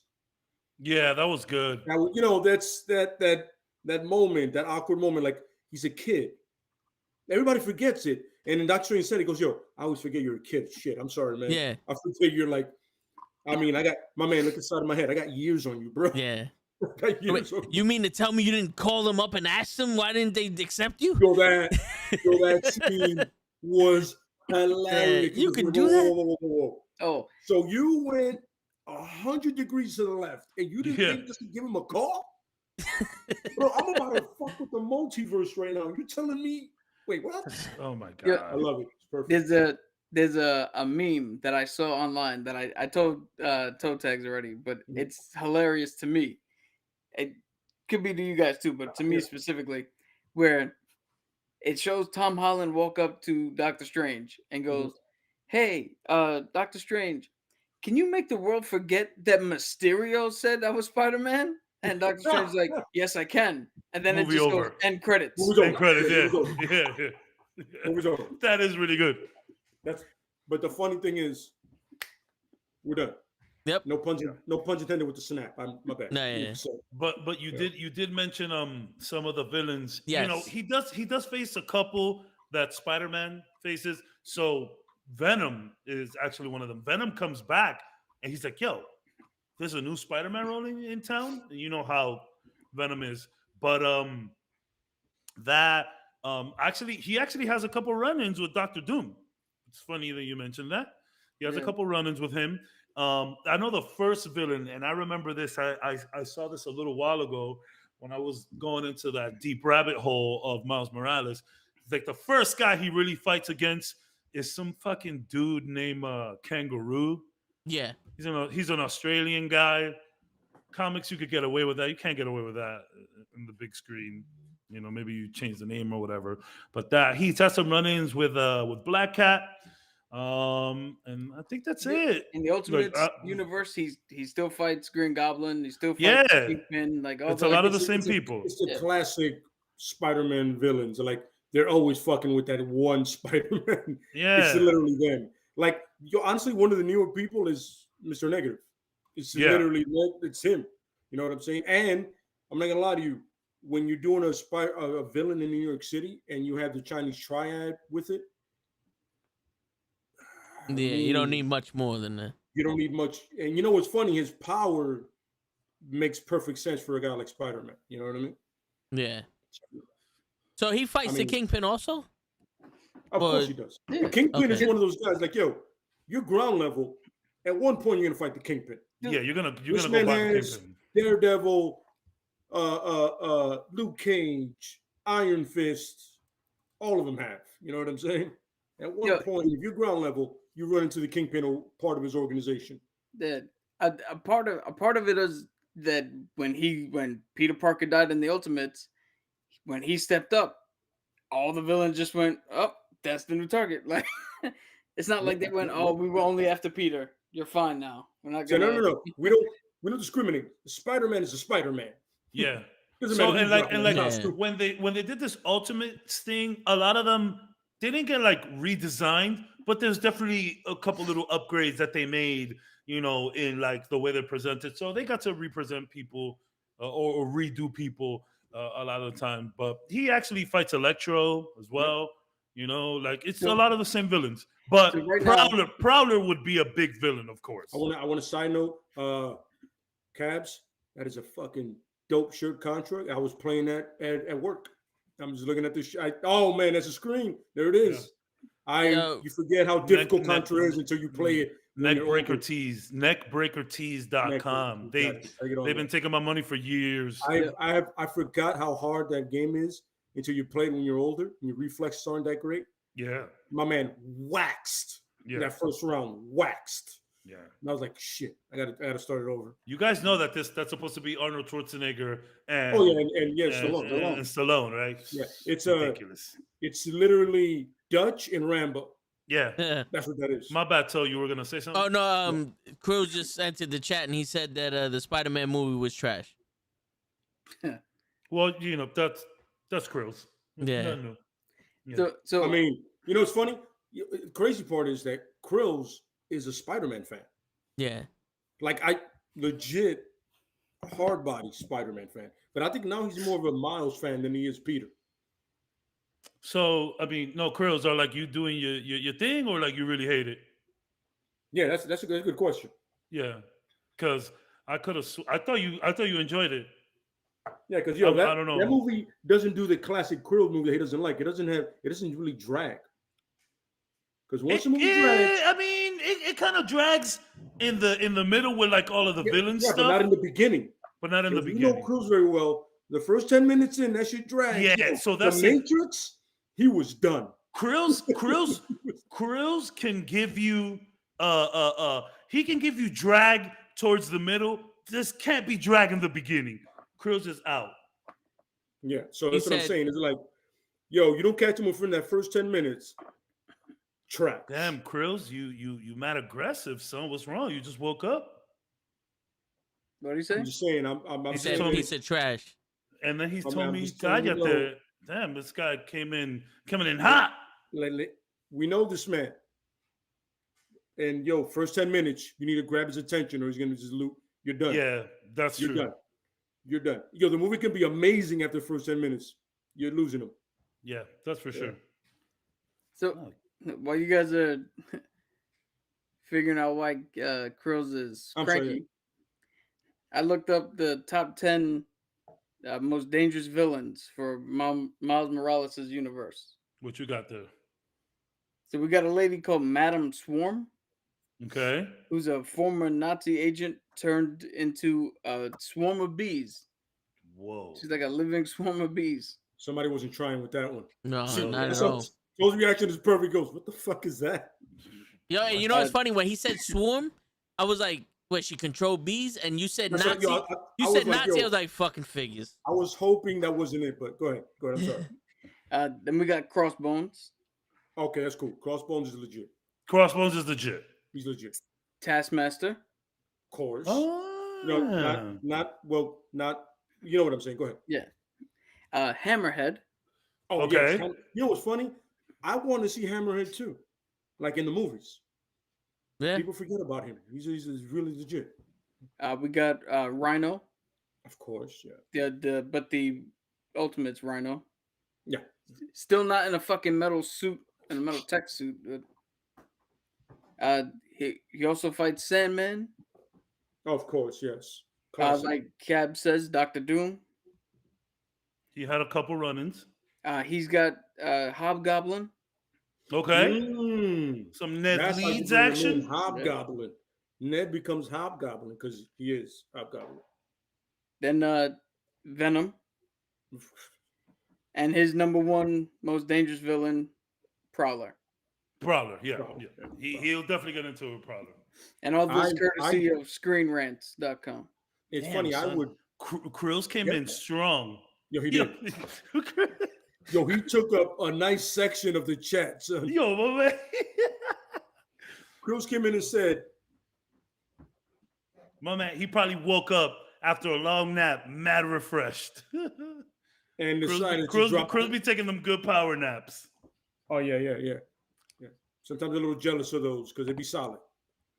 Yeah, I mean, when we watched Krills was will it the pass Matrix out. we were watching that he came in on some. Was it the Matrix or the Book of Boba Fett? The Matrix. So, the the Matrix, right? yeah. Yo, after a nap, 10 minutes, you're done. That's terrible. So Bryce asked, so Tom Holland Spider-Man will come back with the Avengers? Possibly not, because No. nobody No, I don't think remembers so. who he is.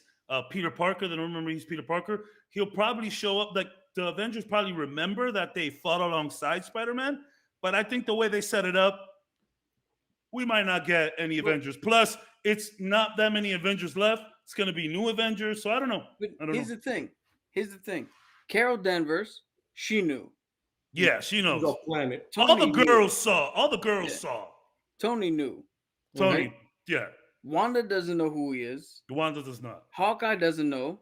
Kate Bishop doesn't know. Falcon and New Cap don't know. Shang-Chi doesn't know who the fuck he is. Who else is there? The Hulk doesn't know who he is. Yeah. Doctor Either just Strange Bucky is the or only anybody other else, one. yeah. Like, it really doesn't affect them too much. They still know Spider-Man. Yeah, they know that there is a Spider-Man, sure. Yeah. And that's what I'm saying. They probably remember fighting with him. But the way the MCU left it, I don't know if he's going to rush back to the Avengers. I think he just wants to be like a neighborhood Spider-Man now. Again, that's just everybody got a take nowadays. I'm just saying that it And is. apparently, It's I'm not with out the Cavs. realm of possibility. Yeah, yeah. Apparently, apparently they erased text message and all that. Yo. There's no text message between people. I mean, I'm with him on that. It's like, really, MJ? There's no Peter Parker cockpits? I'm just throwing it out there.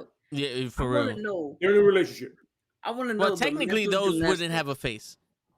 Yo, I want to know the mental gymnastics that has to go on in MJ's head every time she looks at that broken Black Dahlia necklace. Yeah, where the Yes. fuck this Because came she's from? like, she knows she's got it in Europe, but now I want to know. That's the movie I want to see. I want to see everybody's fucking new memories of not knowing Peter, but they go through all the movies not knowing Peter Parker. So Krills asked if we liked it. Cap didn't like it.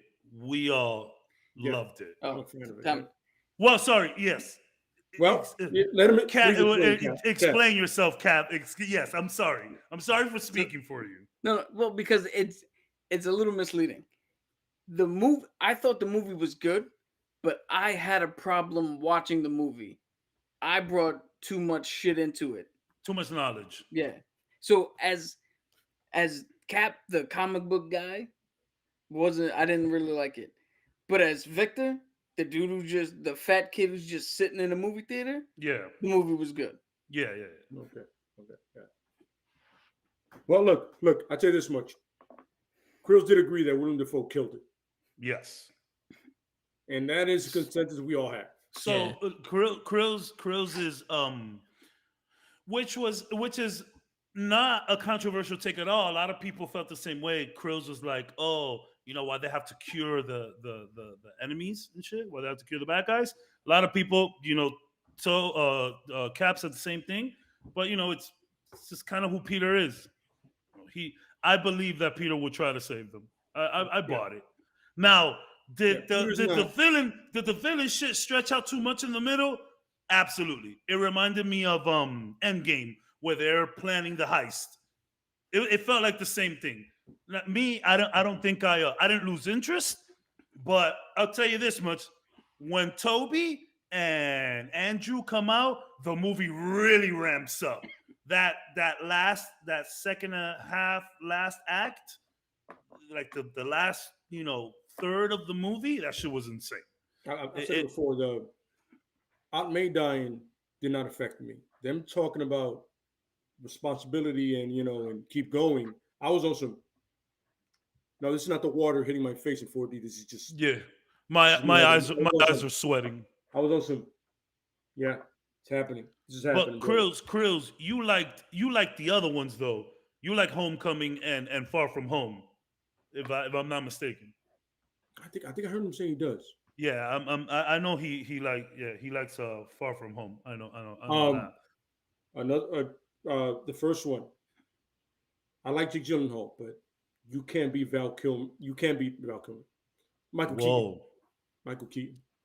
Yeah, the Vulture Michael Keaton was insane. It was just telling you that one scene with the lights. Not even him as the Vulture, just him as the father on some. Yeah. The father. I was like, damn, I'm scared. I'm scared for Peter right now, bro. I'm afraid for you, brother. So yeah. Yeah, he said yeah. Yeah, he liked the other ones.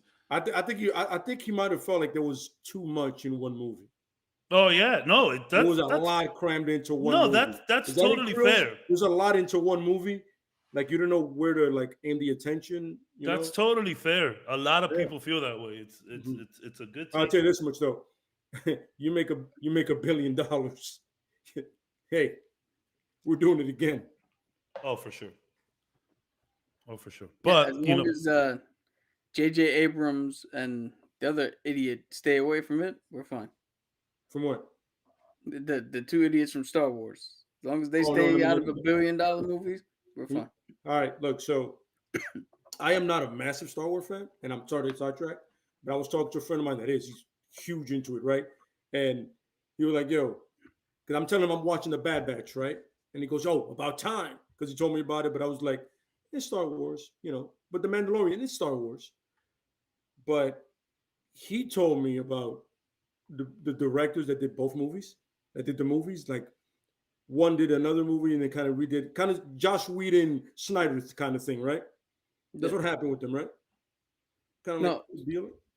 So what happened was the original plan was to give J.J. Abrams one movie. Mm-hmm. I for some reason Rian Johnson. There you go. Rian Johnson gets the second one, and then Colin Trevorrow gets the third one. I'm sorry. Colin who?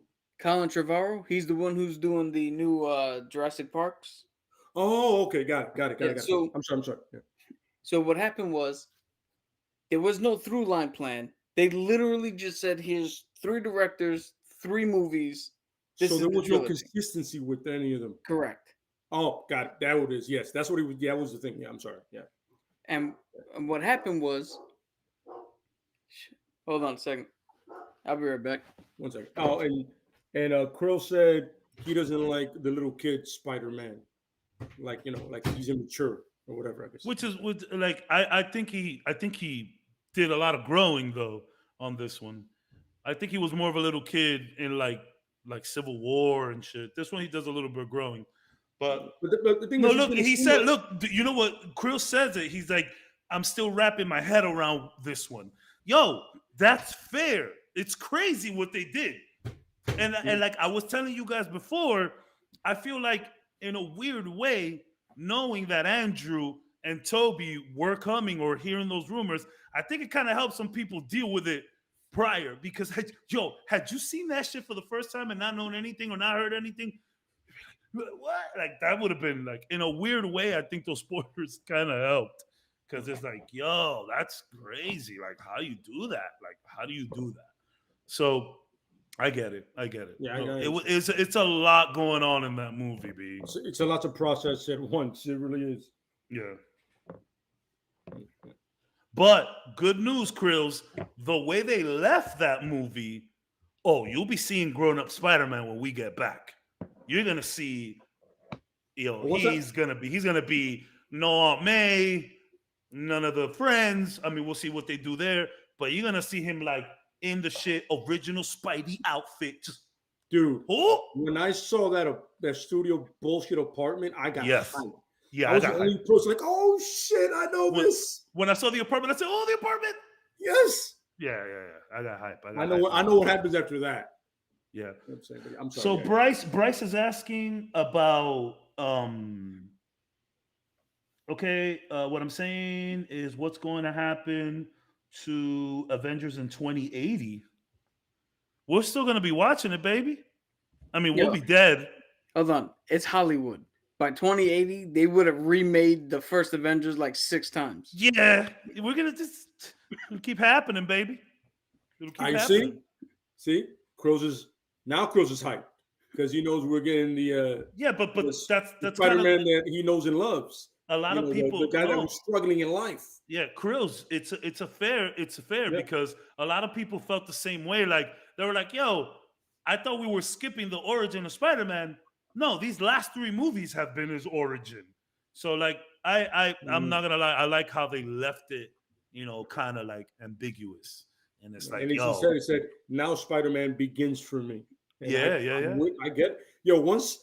Once the apartment and then I saw the window open, I was like, that's the comic book guy I know. The little coffee cup. All right, let's get back to Miles. We got 40 minutes left. No. I'm telling you, Miles, the Miles and Captain completely blew my mind. I don't even know what to say anymore. I don't know what to. Yeah, man, that was a showstopper. That's crazy, man. That shit would be so good, man. I would love to see that. But yeah, Sony, you know what, Krills? You're right. It's Sony's fault. It's all Sony's fault. If we wouldn't have these stupid things, we could have maybe had Spider-Man earlier. Because of all the Sony shit that was going on, that's why we got Civil War Spider-Man. They're like, we got to do something, but no. Mm-hmm. It's definitely a good take. They sure as hell fucked up Venom. Oh, don't get me started. Now that is a podcast in itself. I cannot stand. I love Tom Hardy. I like Venom, and I like their bond and how they, go back and forth. But that shit felt like an old Batman movie, bro. It really did feel like 90s Schumacher. Just, I didn't. The other day we were watching the 90s. The other day we were watching the 90s Spider-Man. And I was pointing out the toe. It was like, look at how in the cartoon they portray Eddie Brock and Venom. It's like, Eddie Brock might be a fuck up, but Venom is not also one. Like, that whole loser thing. Yeah. This dude in the comics that symbiote goes on to kill Null, the fucking god of all symbiotes, and takes over. He's now in charge. How the fuck is he the loser? Yeah, and then it's funny because later on he tells Eddie how he has all of this amazing knowledge through you know light years and millions of years or whatever. And but then earlier he's like, yeah, I'm kind of a loser like you. It's like, no, there's nothing losery about Venom and the symbiote. Nothing. There's nothing losery about that. I didn't like that. And then then the girl puts on the. I hate Venom. Well, I but didn't. I did not like. that actually does happen. So Yeah, but I'm I don't not like. gonna I don't like how they did it in like the movie. Like, I don't think Morbius is gonna be good either, but that's just Yo. based off of the coming attractions. I'm Yeah. gonna wait. I'm gonna reserve judgment, but I have I have very tell you right weird now- feelings about that. I mean, because if 100 bats fly past me and I do this, I mean, Batman should have been Man Bat Yeah. by now. You know. I'm gonna tell you right now, if Sony fucked up anything, All right, Bryce, have a good one. if Sony fucked up anything with this No Way Home, is Morbius, because now we don't know what the fuck universe he's in. This motherfucker referenced all 3 universes, Yeah, and No Way Home just went up, close them off. yeah. Nobody knows shit Vulture. now. He mentioned Venom, and there's some Sam Raimi stuff in there. Yeah, you see the Honest- poster of Toby Spider-Man. It's Yeah. fucking Yeah. weird. Yeah, I would have They went everywhere. honestly, when I first saw Morbius, or when I first heard about it, and I didn't think to put Sony and MCU together, whatever. When I first heard, I thought this was gonna be like an introduction to Blade, because in the Amazing Spider-Man cartoons, that's when we first see Blade, when Morbius starts going around. Yeah. I was convinced that was gonna happen. We are gonna introduce Blade through Morbius. Unfortunately, I don't know how we're gonna do it now, but we did hear Blade. We know that he's gonna be out with Black Knight somewhere, so guess not. Which is, whatever. And I'll see what the MCU got. We'll see Yo. what's up. I tell you right now, even with the Eternals, and even with Thor: The Dark World and all that, Marvel, it does miss, but it doesn't miss that bad. Yeah. We haven't had one that was like 100%. Everybody in the world is like, nah, skip it. We're not fucking. Since Captain America. Since Captain Marvel. Dude, that movie made $1 billion. Well, yeah. I mean, okay, but did it make $1 billion because people needed to catch up before Endgame, or Dude, did it I make $1 saw it. billion because it was a good movie? I saw it twice. Captain Marvel? Yeah. I And a saw lot it of with people- you, and then I went again and saw it with Jay. A lot of people dislike that movie. That's what I'm saying. I didn't hate it. I liked it better the second time I saw it. I didn't hate it, but I liked all the Earth stuff. I wasn't necessarily a big fan of them in space shit. Krills goes, "Thanks for letting me vent it out. That's what you come here to do, Yeah, baby. Yeah, man. We love the takes. Word. So yo, I just needed to know that you weren't trolling, though. yeah, he be if doing this. Yeah, like if you come up to me like, "Oh no, this is why I didn't like." Oh, bro, you said a lot of the same shit Cap said. It's a good take. And Well- even when Cap was telling us a couple podcasts ago, I was like, "Yo, you're not wrong." Like this could have been. This is jarring to a lot of people. There's some people that still like, nah, I don't know what happened over here. I kind of just want to, Though Krills is right. It was phenomenal. There were phenomenal shots in there. It was for the culture. there was phenomenal scenes on the bridge. Yeah. Yeah, absolutely.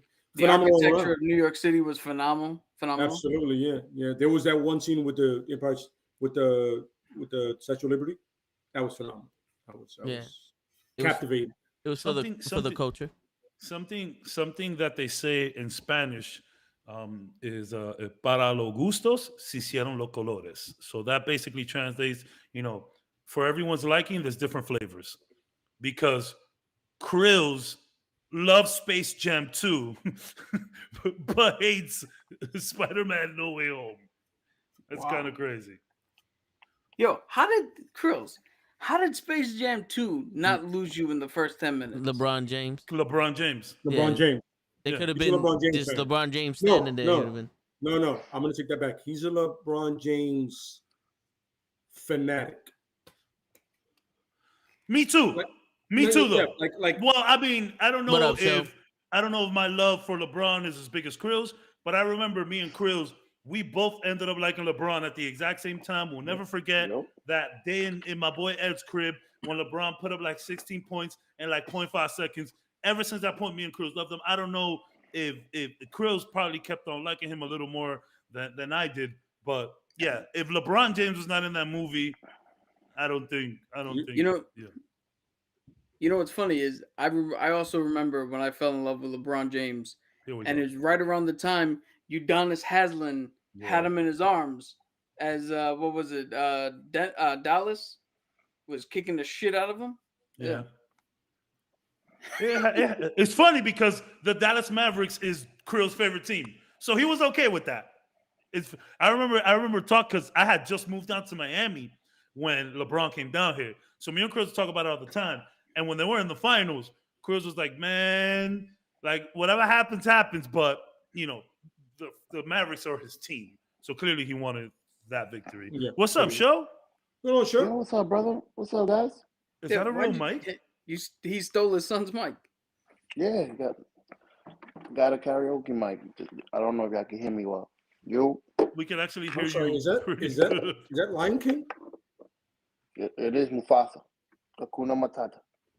Mufasa's not on there at all, by the way. Technically, You're Simba. right. yeah, Simba in the back. Well, he up there somewhere. I What's up, remember brother? when How they y'all feeling? first invented LeBron James, I always hated him.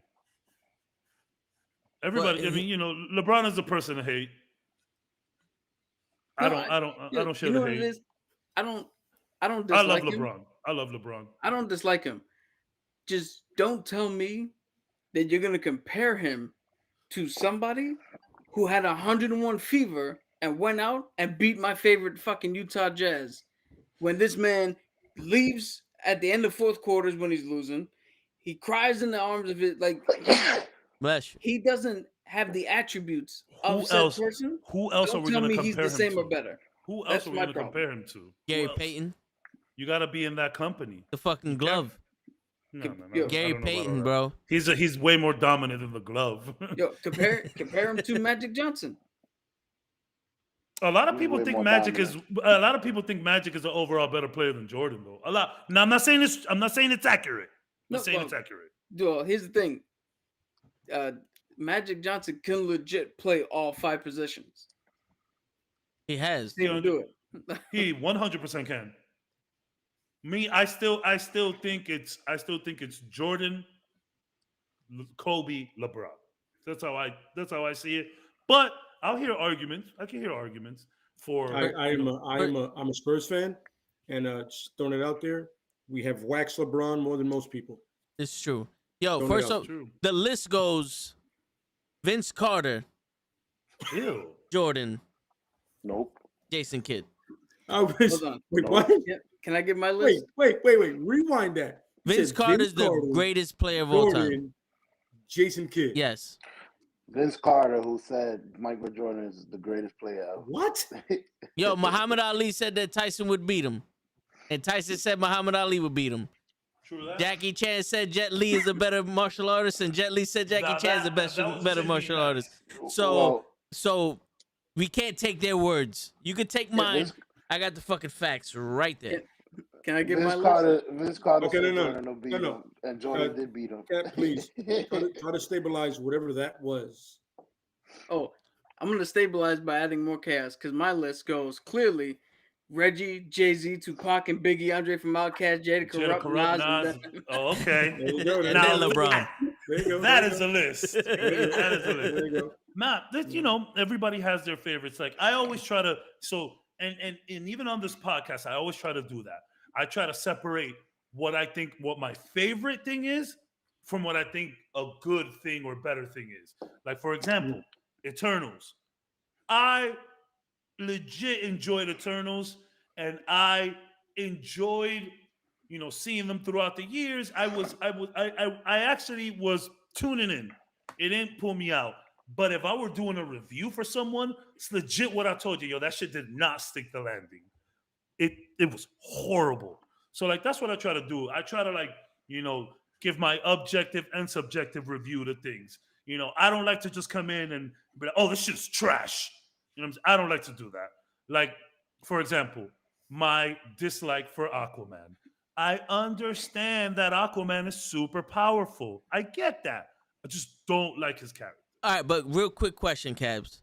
And then when Jason Momoa? Yeah, nah. Real quick question, Cabs, and this is a 100% legit question.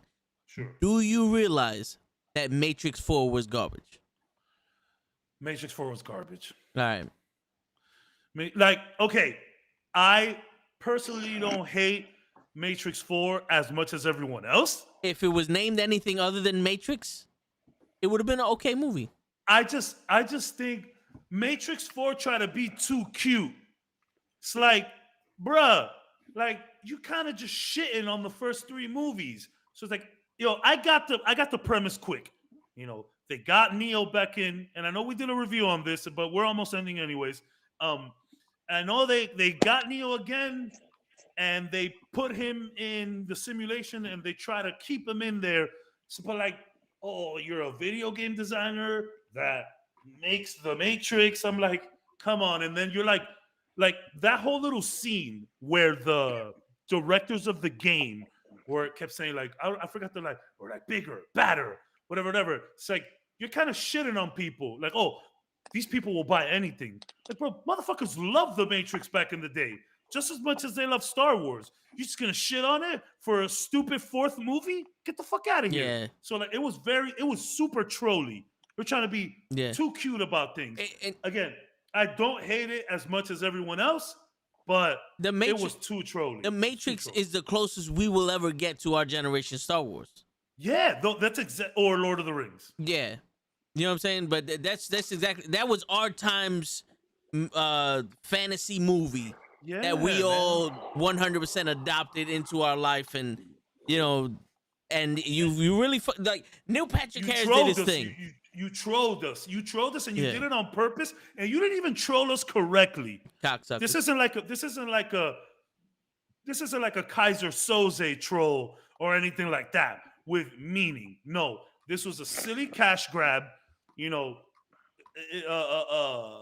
Reeves is trying to do as much projects as he can before he can't anymore, and it was cheap. Now, I did like a few things about it. Homegirl with the blue hair, I thought she was really badass. Money? Yeah, I thought she was dope. I really enjoyed her character. But I do like this new Smith. He was fun. I liked him too, yeah. He was fun. But honestly, this was all just a trailer for the new video game coming out. That's all it was. There's a new Matrix game on the horizon, and I felt like this was just the ad for it. It's like, bro, y'all trying to be too cute. It's funny because Matrix 3 was horrible, but at least they weren't trying to troll us in the process. And I don't care. Everybody's like, oh, well, we saw Neo die. It's like, bro, it's the movies. Resurrection is like a thing. So that's not we even didn't my see thing. Letty die. Yo, bro, all I'm saying is, well, that's a whole argument right there. We didn't see Han die. We didn't see Han. I was going to say Han. We also didn't see a white brother. Yo, God. I was going to say Han. After 20 years, he finally pops up. You know what's funny, by the way? I want to give props to the Matrix 3 for being one thing. The closer we'll get to a great Dragon Ball Z movie. Because at that end fight, is Dragon Ball Z. No. Yeah, that's Goku Vegeta for sure. That's Goku Vegeta 100%. Yo, but and like, yo, the fighting did not look great. It didn't. And look, it was. I think it's unfair. I think it's unfair for people to say, oh, the graphics of the Matrix, with all this technology now, is kind of whack. Like, if you go back and look at the Matrix now, go back and look at Matrix 1. It looks terrible. Yeah. But at the time, it was groundbreaking. And that's another thing I didn't like. Bullet time.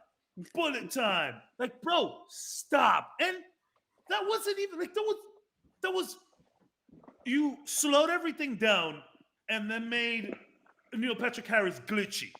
That's not bullet time.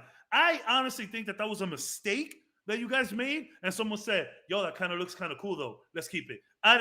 Like, I don't know. Like, were you trying to break the fourth wall and talk to us? I don't think that's the term here. But they were just trying to, like, bro. They kept spitting in my face. I'm like, Yeah. bro, stop. Yeah. What are you? This is not funny. Like, The Matrix is important to a lot of us, and you're shitting on it to make a stupid fourth movie. No, it was no. I didn't. Yo, I have a question. Toe, which movie's better, Matrix 4 or Malignant? I haven't watched Malignant made sense. It did. So that's the one thing about Matrix 4. I got it. Matrix 4 made sense to me. It was just stupid. You know what I'm saying? Yo, they I'll tell you right now. they honestly jam-packed a fucking TV series That's what I into said. 2 hours. Yeah.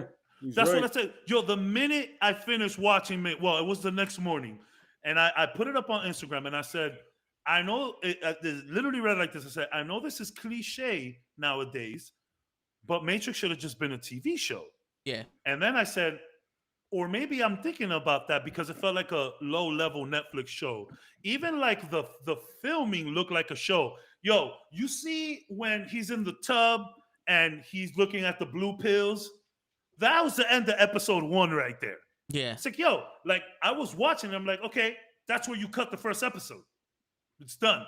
Then you go to the next, like, man, like, again, I didn't hate it as much as everyone else did, but that's me. I just kind of trying to find the good and the in fucking shit. the Frenchman literally spitting on our face. The sequels are worse. We hate remakes. Why you have to bring them back? Okay, I'm gonna. Bro, they tried to be too cute with that.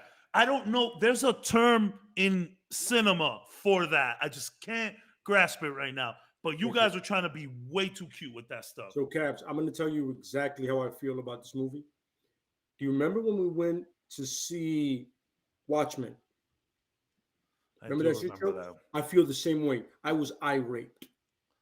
So, I will say this. I will say this. Whole graphic novel into one movie, and you try to cram, like you said, what should have been a series, into one movie. Go watch Watchmen. Go back to watch Watchmen the movie. It's confusing, but there's some cool stuff. I don't think. I think in terms of the Watchmen movie. Highlight. I think in terms of the Watchmen movie, I don't think we were ready to see something like that. That's my biggest thing. But I heard the show's really good. You know what's funny? I can rewatch the movie, and the more I watch it, the more I'm like, okay, I get it, because it's a lot. But the TV show, I got half an episode in, I said, nah, this ain't for me. I heard it's. I haven't watched it. I heard it's good. Like this ain't for me. But like, so that's one thing about my heroes, which is ironic because I really enjoyed The Boys. I'm just starting to watch The Boys now. I really enjoy. I mean, The Boys. The first episode of The Boys, you have one of these enhanced individuals.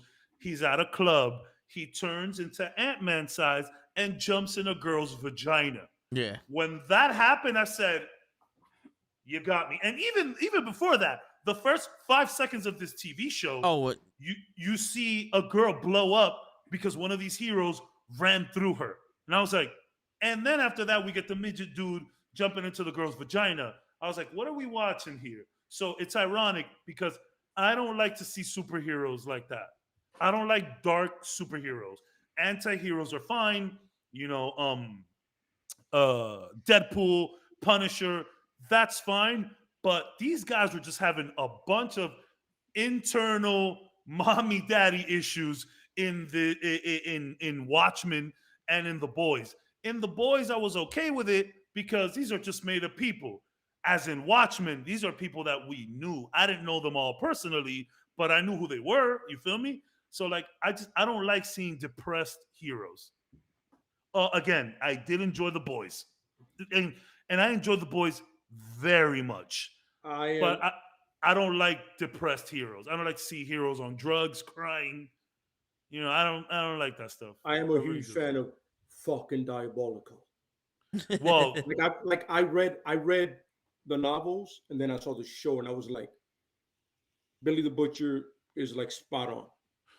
he's just a great Billy the actor, Butcher though. is now Kyle Urban is the greatest Judge Dredd ever, and they should have a Netflix series make that happen because it's amazing and he got it right. Dread is a But really good movie. but Yeah, it it is. really that I feel like that is your flip on the Avengers. 100%. That's what they were going for. And the thing is, and then Amazon does it again with Invincible. Like, oh, you love Superman? Well, this is the piece of shit Superman. We got you, but we're gonna give him a son, and then you have that. You know what I'm saying? I feel like Netflix likes to flip off superheroes in their own way. They're like, To be honest with you, like I'm not familiar with the lore of the boys, but I Same, would have kind of preferred if Freelander was kind of Cody Rhodish, where he was, to us at least, Homelander. naive. I'm calling him Freeloader from now on. Yeah, that's it. Where he was naive and he was like that perfect superhero, but in reality, past our like we don't see this, but in reality, he's the head of the bad guy. Like he's the biggest piece of shit, but they don't show that until like episode 6 or 7 or some shit. When when, like the first fucking episode, everybody here's a piece of shit. All right, cool. No surprise. Yo, when in the boys, when homegirl face fucks this guy's head off, yeah, the landlord, I was like, man, I like where this was going. But homegirl stabbed on the floor for leverage. grip, Yeah, for grip, and just I was like, so I'm not finished with it yet. I'm like an episode past that. no. Yeah. So that's why I kept it. Yeah. No, son, The Boys is incredibly good, and Right. take that from a person that doesn't like seeing heroes like that. I like to keep my heroes, and I get it. They're not heroes. They have their problems. I just don't like seeing depressed heroes. I have enough depressing shit that I can watch. Yeah. Let the heroes be fun and It's- funny, which is a big problem with DC. So look, Suicide Squad, perfect. Suicide Squad is a light humor The Boys, Yeah. which I'm okay with. I don't know. It's kind of like seeing a rich person who's depressed. It's like, my man, you got shit that I want.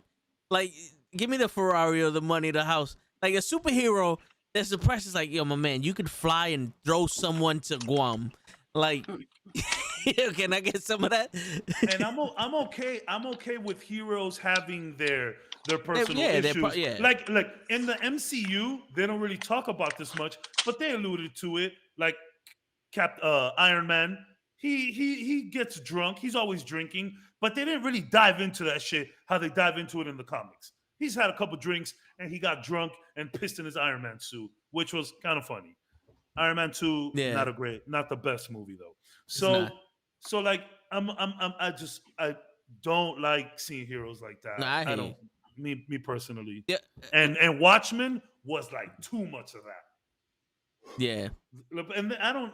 They're not heroes. I guess they're not even like all enhanced. Really, it's mostly Mr. Manhattan, and then we get to see his penis the whole time. That was weird.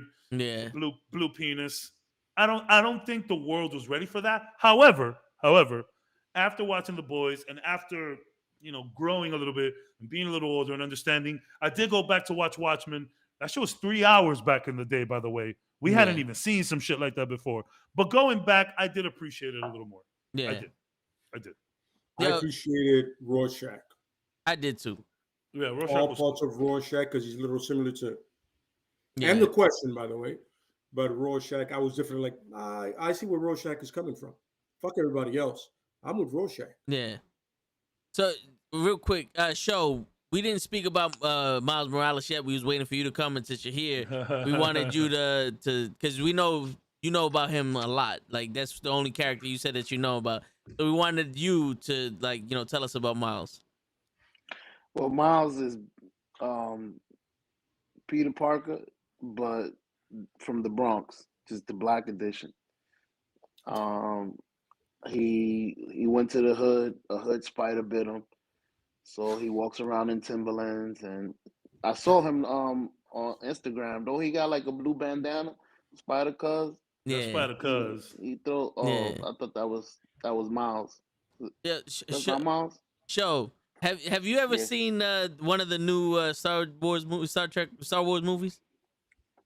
No, I Or started off from the Mandalorian. all right, cool. So Luke has a famous line in there, and he goes, "Every part of that sentence was wrong." And I want you to adopt that to what you just said, because everything you said was wrong. He's from Brooklyn. He's black and Puerto Okay. Rican. He's not. He's not Peter Parker. Okay. He don't wear Timberlands. He wears No. Jordans. Nice. Does he have like a black suit instead of the red one? It's black and red. No, Is it's like he- a dark blue, really. Is it? I So- thought it was black. I think it's supposed to be navy. Mm. See? Is Miles Morales another Spider-Man within the Spideyverse? Yeah, Like, he was bitten by a actually got different in the spider. totem? Okay. So there was multiple spiders in the Ultimate Edition of the comics, and one of the other spiders bit him. Okay. So that's why he has different powers. Got it. One of them being he can go fully invisible. Nice. Yeah, it's Now, pretty question: cool. when are they gonna make this guy's movie? I mean, this guy sounds awesome. Well, as soon as they hear this podcast, because we gave them 5 different pitches for Yo, different I feel- movies, and a perfect way for them to introduce the Fantastic Four, for them to Captain Americanize the shit out of the Falcon right now, and to get a new Black Panther in this motherfucker with Miles Morales, pretty much, to introduce Doctor Doom, and to introduce Prowler, and there's so much other shit that's happening. Like Lay likes to say, cut the check. Cut the fucking check. Someone give us a check because Word. we've been dropping some good. I mean, we've been doing some good stuff, but what Cap just did with Falcon and Miles, it's just it's perfect for where the MCU is right now. Mhm. It's perfect. Like that is like, I know we like to joke around here, but that is legit a premise right there, and a good one. Especially like Toe said, with the loss of Chadwick Boseman and what was happening there. I'm not saying that Black Panther won't ever be the same. I think it can still have the same cultural influence and everything, but losing Chad hurts. Kind of like losing Heath. You know what I'm saying? Yeah. It's kind of like losing Heath. And it right at the top of that momentum of where it was going, man. And he was like firing all cylinders, man, with his movies. See, Thurgood Marshall, Jackie, 42. You're like, oh. 42 was 10 out of 10. Yeah. Yo, you know what's an underrated one that he did? It The came out James- on Netflix. It's the James Return of the Brown one? King. Yeah, Yes, the that's a good one. That shit was good. Yo, That was a good one. the James Brown one. Yeah, that's what I was. Oh, Yo, he was dude. perfect. I saw James Brown. I didn't see Chadwick Boseman. I saw James But Brown. yo, he sang like him too. Yo, I was like, damn, kid. Like, yeah, man. It's Yo. really, really sad. He My was. favorite scene in that movie is when he was talking to his band. I was like, yo, I want you to play this instrument like that. It's like, we can't do it like that, James. It's like, what do you got in your hand? It's like, it's a drum, right? You can do what you want with a drum. Like the way he explained it, Yeah. it's like, yo, this motherfucker's genius. That is as close as we've gotten right now to another Denzel, because he was very transformative with the way he did his roles. Yo, that I wonder- Thurgood Marshall movie, bro. I was like, it's like when I watched Tom Hanks in The Terminal. I'm like, yo, this is the guy that looks like Tom Hanks playing somebody. You know what I mean? Yeah. Like I feel that way. I'm like, yo, he looks like Chadwick Boseman, but this is Thurgood Marshall. You know what I mean? Yep. And it's by the way, once again, I've always said this: the fact that he did all those movies when he was fighting the way he was fighting the Thing, especially Black Panther, such a physical role, and 21 Bridges, you know what I'm saying? For him to do it and do it on the next level that he did, man. Wow, man. Nothing but respect, and we lost a great one, man.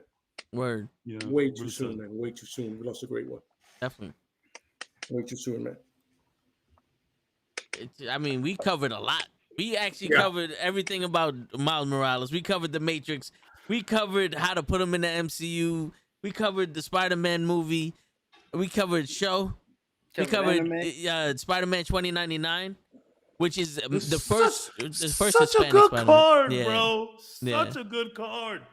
By the way, Names. let's realize how dope that costume is, though. Look at that's sick. So That's get top, this. That's one of my top 5. This is probably next to Scarlet Spider. This is my favorite Spider-Man outfit, 100%. But so he doesn't really swing, by the way. So those ropes that he's holding, he's not a swinger. So the webbing coming out of him, that's like the cape web that we see Spider-Man have now. So he kind of glides around like that. But the costume, the most ridiculous thing ever. So when he finds out about his powers and he has his moment, he's like, yo, I'm gonna go out there, I'm gonna help people.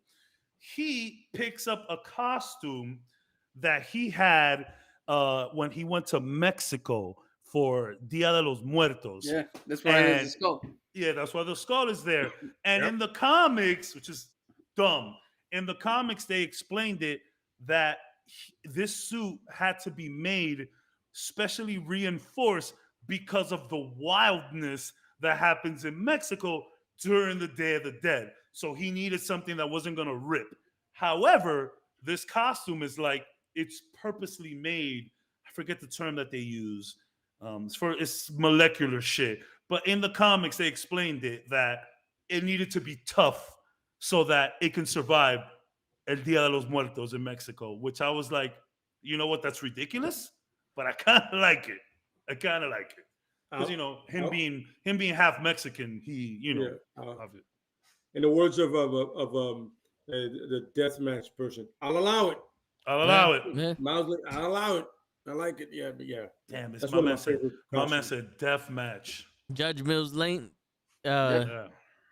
Yo, the ref. He was a ref. that shit was my jam back in the day. I used to love it, man. That shit was so Oh funny. my Yeah. God, that was so Yo, fun. the fucking the Al Pacino one said, "Why don't you stick your head up your ass and see if it fits?" Yo, that's You know what's funny? They knew they made it when I think Jennifer Lopez didn't like her interpretation.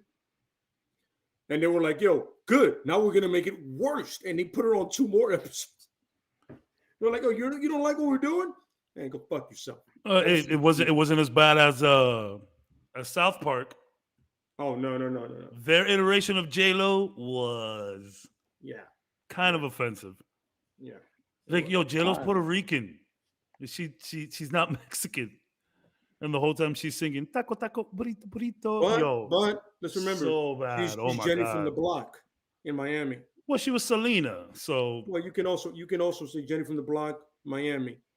I got to give him a little leeway with that one. South Park kind of gets it. good thing about South Park, everybody can get it. Oh, yeah, it's all fair. It's all fair in South Park. Yeah. Everybody can get it. Yeah. There Kanye is no West stuff is hilarious, by the way. the gay fish. Yeah, that shit is really funny. Yeah, it's really funny. Yeah. He got really upset at that, by the way. Good. Yeah, he got really upset. Deserves it. I mean, if you get upset at South Park, you know what I mean? You're wasting your time. Important enough that they start fucking with you. Yeah, that's actually a good thing. Yeah. Like I remember I was watching a top 10 celebrities reacting to SNL making fun of them. Alex Trebek, by far the greatest. Alex Trebek was like, yo, that's hilarious. I wish I could do a show with Sean Connery now. That's why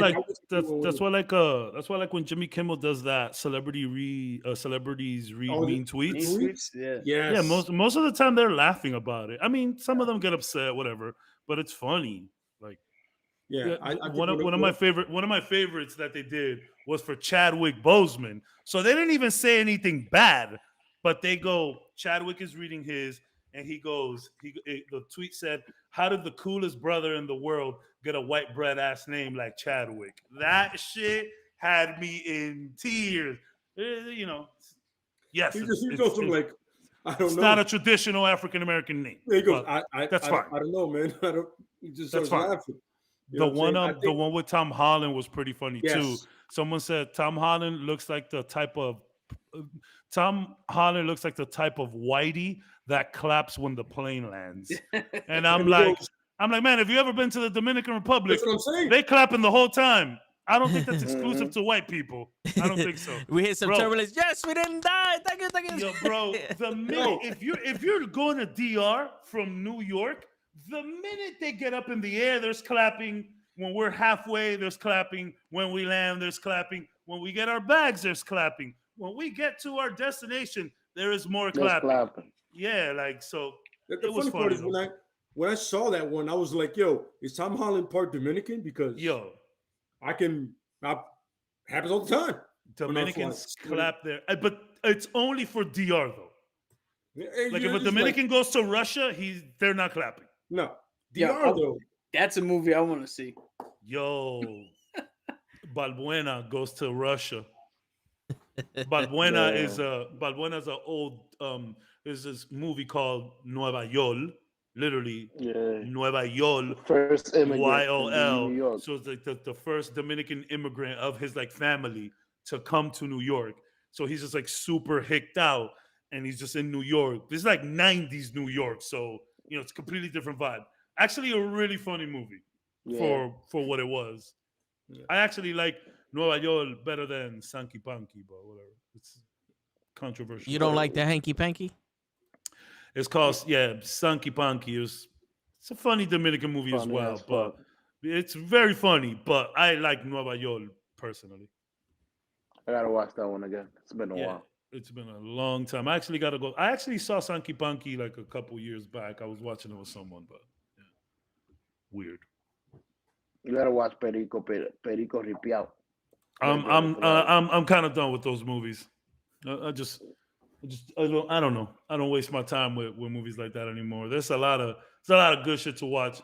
Maybe on a boring weekend or whatever. But man, I got so much shows right now. I just finished Hit Monkey. I gotta finish Cobra Kai. I only got an episode and a half left. I gotta finish Daredevil. I do want to go back and watch what is it called? The little Avengers that they did with Jessica Jones and the Defenders. Gotta watch the Defenders. People tell me not to watch it. I'm gonna watch it just because of Matt. Here's the thing. It wasn't bad. I don't think it was that bad because here's the thing.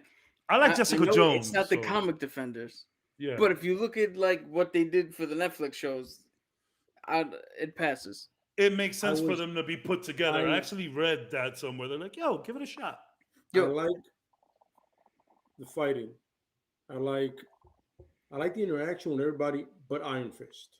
Dude, the immortal Iron Fist. Everybody but Iron Fist, when they interact with each other, is natural. Yeah, it makes sense. Like Luke Cage is not about that life. Fuck y'all. Jessica Jones is not about that. Daredevil is like, I'm trying to keep the peace, and then this asshole keeps talking. I'm like, yo, shut your mouth. I really enjoyed Jessica Jones. I actually did like that show. The immortal Iron Fist, it's the immortal. No. All Jessica Jones did was get drunk and fuck. It was insane. That girl had so much sex and was just drunk the entire time. I was like, I like this girl. I only saw the first season though. Is there another season to? I think there's two more seasons. I can completely. I loved.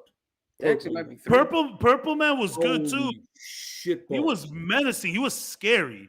Yeah, Cap thinks that he's better than Kingpin. No, in that show. Oh, man. I'm not gonna do that. That's actually a nice versus, but man. No, you know why? It's because it's Kingpin. No, we know Kingpin, right? Kingpin is gonna intimidate you. Kingpin, he might beat the shit out of you, but Kingpin is ultimately beatable. He's a human. Yeah. Albeit extremely strong. But Purple Man, what he does, psychological, messes with you so much because it's suggestion. You don't even have to do anything. He just has to make you believe you did something. Mm-hmm. And that fucks your life. Yeah. I mean, look what it did to Jessica. Fuck your life. By the way, props to the Doctor Who actor who did. That dude was spot on. Yeah, I haven't watched Jessica Jones in a long time, but I remember enjoying it. And then there's 3 seasons. 3, okay. So and then I was watching Daredevil too, but then all of the hoopla. This isn't canon, whatever. But Well, now that it's officially it's- canon, I'm back. It's 2 seasons and a prequel Correct. Well, yeah. for Jessica Jones. Oh, okay. I thought you were talking about why do you say it's a prequel? Because they go back into like her as a child, and So it's- season it's 3 current- is them going back? it's current and back. You know what I'm saying? go So back and forth. they show her. Yeah, And they do this in season 3. yeah, Okay. By the So way, it looks like they were running out of material, maybe. by the way, yeah. season 3 of Daredevil I believe has some of the best writing they've ever had. Yo, best Bullseye. Period. I don't even care if MCU does Bullseye. You're not gonna beat the guy that they had in Netflix. That's who I keep every time I see some like red-haired dude in Daredevil. I'm like, is it him? Because I know what the actor looks like, but not really. And I don't want to look at him because I want it to be a surprise while I'm watching Daredevil. But anytime anybody, like, is it him? No. Is it him? No. And I keep getting disappointed. But he shows up season 3. Mhm. Yeah, they By the way, it's a Hit great, Monkey. No, you it's a- told me. You like told when me. you see it, it's a great the way they go about writing what happens in season 3. Just sit back and you're gonna enjoy it because I'm getting to season 3 this weekend. Well, I'm getting to it. I don't know if I can finish it by the weekend, but I'm almost there. Season 2, yeah, and season 2 is great. I'm like at the second episode where Elektra shows up. I'm there. Yeah, the second or Oh, you're in the third. back half. I'm in the back half of season 2. Yeah, I'm gonna tell you the truth right now with Electra. Good luck. I've already kind of gotten there. You noticed that, right? No, I'm You like, noticed that, yeah. I don't know. All right, yo, literally, season 2 is the Punisher. I It's the Punisher show. and I Like now, love it. look, I'm coming from a pure Punisher fan. He literally takes that season from Daredevil, and Charlie Yeah, Cox he is does. great. But the problem is, John Bernthal comes in there and he just goes, "Oh, it's my show today. Yeah, This season's mine. yeah. Fuck your life. You realize what's going on here? Bing bong. It's namesake yours, but it's really mine." Word. By the way, I don't know how this would make sense or how it does make sense, but in Hit Monkey, it kind of does make sense now that I think about it. But Hit Monkey, the big bad is Lady Bullseye. So I thought she was done pretty well on the show. It was really fun. The Lady Bullseye. I was like, it's not like, because Lady Bullseye, they don't explain much about her. She just shows up. So we don't know how she got there. But it was fun to see her in Hit Monkey. And they do make some references to not the MCU, but Kingpin. They kind of make references to Daredevil in it. They show the Kingpin. They show Lady Bullseye is there, and there is another little Easter egg that I saw that kind of links back to Daredevil, which was cool. By the way, getting away from this completely, you guys get a chance. I don't know what platform it's on, but it's a show called Primal. About a caveman that rides like a dinosaur. It's absolutely batshit. There's barely any language in it, like barely any talking, but it's so fucking fun because it's simple. I think Fern was telling me about that. Yeah, Is that a it's fucking funny. HBO? That's who put me HBO on to it. Yeah, Fern was And telling me about Primal. I piggybacked off of it. Fellas, give it a shot. It's eerily simple, Oh, okay. but it's fun. It's It's on a HBO cartoon. Max, apparently. It's a cartoon, right? HBO Max. Yeah, it's a cartoon. Fellas, the episodes aren't really that long, but they're fun. Oh shit! Amanda Troop does a voice here. So the video game podcast that I watch, these guys from Game Trailers, that they're now Easy Allies. The founder of Game Trailers and the founder of Easy Allies is married to Amanda Troop. Oh, cool. Now That's it. Now I have a reason to watch. That's the one. That's it right there. Now I have a reason Fellas, to watch. I'm telling you, the dialogue is not little to none, but it's so fun because it's simple. Just You know who watch. had simple dialogue but was very effective? Samurai Jack. Oh yeah, Samurai Samurai Jack, is- they weren't know what's funny? Whoever- bursting into monologues in Samurai Jack. Whoever made this was definitely a fan of Samurai Jack. Yeah, I could see the similarities. Yeah, absolutely. Yeah, easily. Yeah. Yeah, I can see that. By the way, props to the Jon Stewart actor who did him in the Justice League. That's the same gentleman that does Samurai Jack. So Nice. Oh, nice. All right, real quick before you guys go, what did you think of the Witcher? Whoever watched the whole season. I'm not gonna lie to you. It was lost off. me a little It bit. was an off season. Yeah, it lost me a little bit. But luckily, I was because of the lore and knowing some of it, I was sort of like, okay, season 3 needs to pick up hard. Oh yeah. Hard. What did By you the What way, did you say? they're What did you doing say, a Cap? You prequel. didn't like it? So, real quick, the guy who did Primal is the same guy who did Samurai Jack. It's the same. It's the same. Yeah. It literally looks the same. Yeah, because the vibe is the same. You know, what I'm It saying? looks the No, same. But I absolutely love The Witcher. Season 1 and 2. Yeah. Do you follow the books? Dude, I've never read any of the books. I've That's never what you're played any of the video games. I went back and learned the history afterwards, and Yeah. the history I learned, the show actually stayed pretty close to it. They did make a lot of changes in this season that people didn't like. I did enjoy the series stuff. I love the series stuff. I'm actually not that big of a fan of Siri in the games. I don't like playing with her. I think she's a little wonky.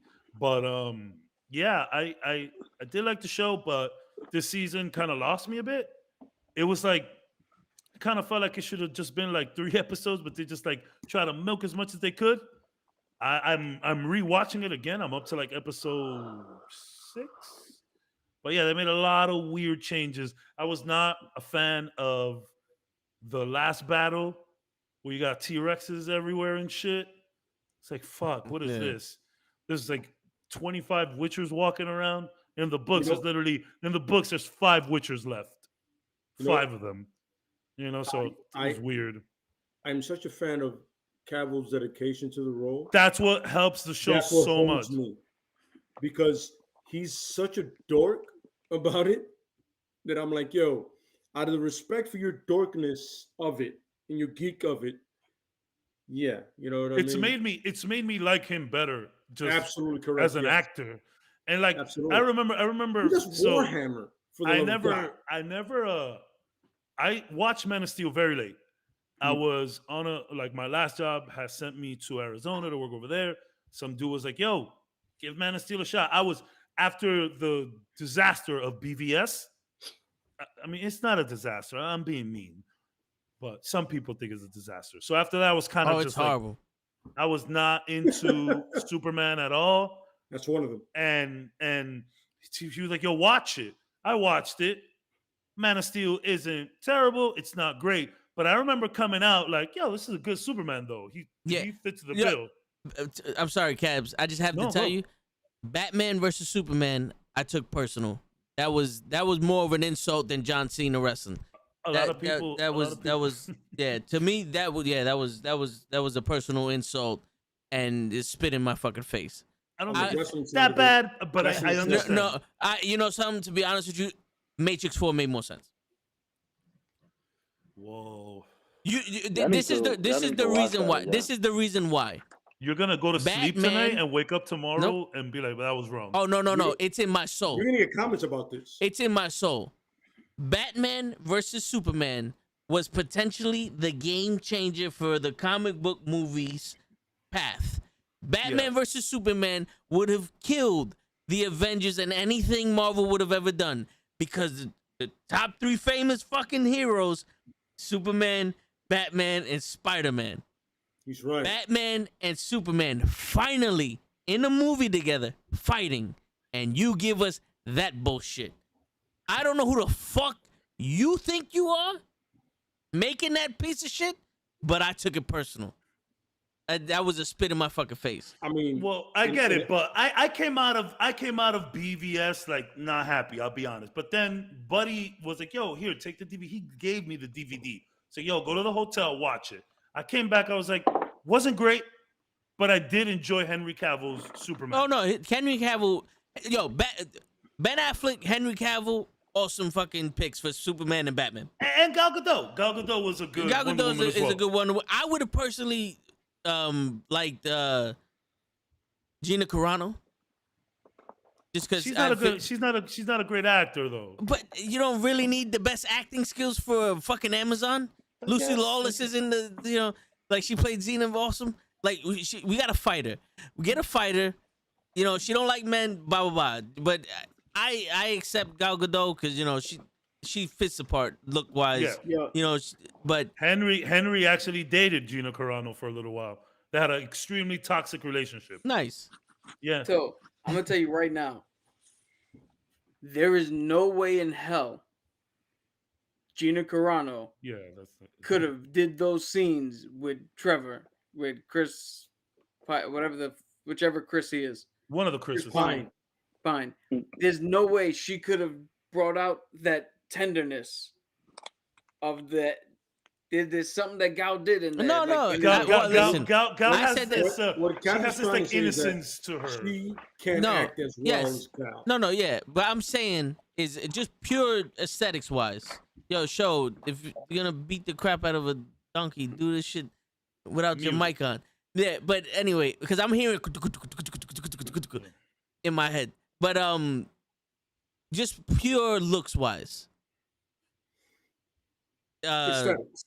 Yeah, Gina Carano looks more like like if you pulled fucking Wonder Woman out of the comics, that's Gina Carano. Especially around that time. I kind of think Gal does it. I mean, Gal isn't huge, but in the comics, Wonder Woman is defined. She's ripped, and she is an Amazon. But I don't ever think she looks like burly. No, but the thing, all right, so nowadays Gina Carano got a little heftier. But at that time, when she was in the American Gladiators, okay, she was a lot more fit. Like I'm talking about at that time. Now she she could have played a ship Cena sailed. to make you feel Probably. better. She could have been in the movie at least. Yeah, but I'm But saying the problem is with Wonder Woman is at one point you need acting chops. It's a problem. I get where you're coming from. I completely understand. And look, there's a lot of other things. So like, I know Gal had previous physical experience as well too. I think she said that she does shit like that, which Gina Carano also has. But she was part of the Israeli military. That's what I'm saying. Yeah, so Right. she knows how to get busy, which helps for like, let's be honest. Tom Holland did a great job as Peter Parker Spider-Man, but one of the main reasons he got hired is because of his dancing background and all of his acrobatics. The guy is a gymnast. That definitely helped. You know what I'm saying? People were like, "Oh shit, this guy knows how to flip," and that definitely helps. So, they look at that shit. So, I remember back when the Selena movie came out, right? And I remember watching Channel 41 Univision with my mom, and tens of thousands of girls were standing outside this audition. Some of these girls looked exactly like Selena, but they didn't know how to act or sing or dance.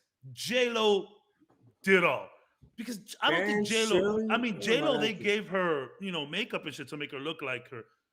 Selena, there was like other girls that could do it. So, you got to look at those things. I think Gal was like she's perfect yeah, all around. yeah. But like I said, But at that the time, looks, it would have been. yeah. Son, I am curious as to the movie they would have made had they had picked Gina Carano. Because we wouldn't have got that movie with her in it. It would have been a lot of fighting. Yeah, and there would have been no 84. No. Nah, it'd have been like 86. No, but 95. No, but it's true though. It wouldn't have been. They probably would have led more on the dude. She's probably she's giving Gina Carano gives me like she's kind of like gives me like a female Craven type of vibe. I'm not saying there's a female Craven out there, but she gives me that like the bad guy hunter. Yeah, she gives me like the hunter. The funny thing is, there actually is a female Craven. Really, I don't know that. Yeah, there is one. Yeah. There's got to be a female everything. Absolutely. For sure. Yeah. You're right.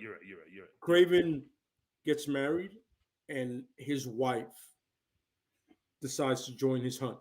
So yeah, okay. there you go. Okay. Yeah, Gina Carano gives me those vibes. Yeah, I mean, I could definitely see that, but just based off pure aesthetics for me. But Gal Gadot is Wonder Woman now to me. I can't see anybody else playing it. Well, Yeah, She- well, you're gonna she's have pretty- to, 'cause the we'll Flash see. is We'll gonna see. We'll be see what better. happens. Oh no! We listen. Selma see what Hayek. happens. Selma Hayek made a hell of a fucking Wonder Woman in her Hey. in the Justice League movie they just did. That Marvel came out with the Eternals. Serena Williams did good too. You know what I'm saying? Because like Serena the Williams. only way we're gonna get a good Justice League movie is if Marvel does it, and they did it with the Eternals. But since all right, we're gonna get off pretty soon. But show, you came late. You didn't really get much time to speak. You want to say anything? Yo, am I the only Nah. one that can't see him? No, No, yeah, I'm with he's you. blacked out. I can see him in the chat. I can't see him here. Oh, I mean, I haven't see him, but even- I haven't been able to see him this whole time. I thought he was just there, screen off. Oh. No, I'm here. I got everything on. Yo, I got two comments, two real comments. Matrix 4 is not as bad as you guys think. it's worse. I think we watched since we watched it together, we was distracted. Because I thought the same thing. I'm like, this is garbage. I said it in the review.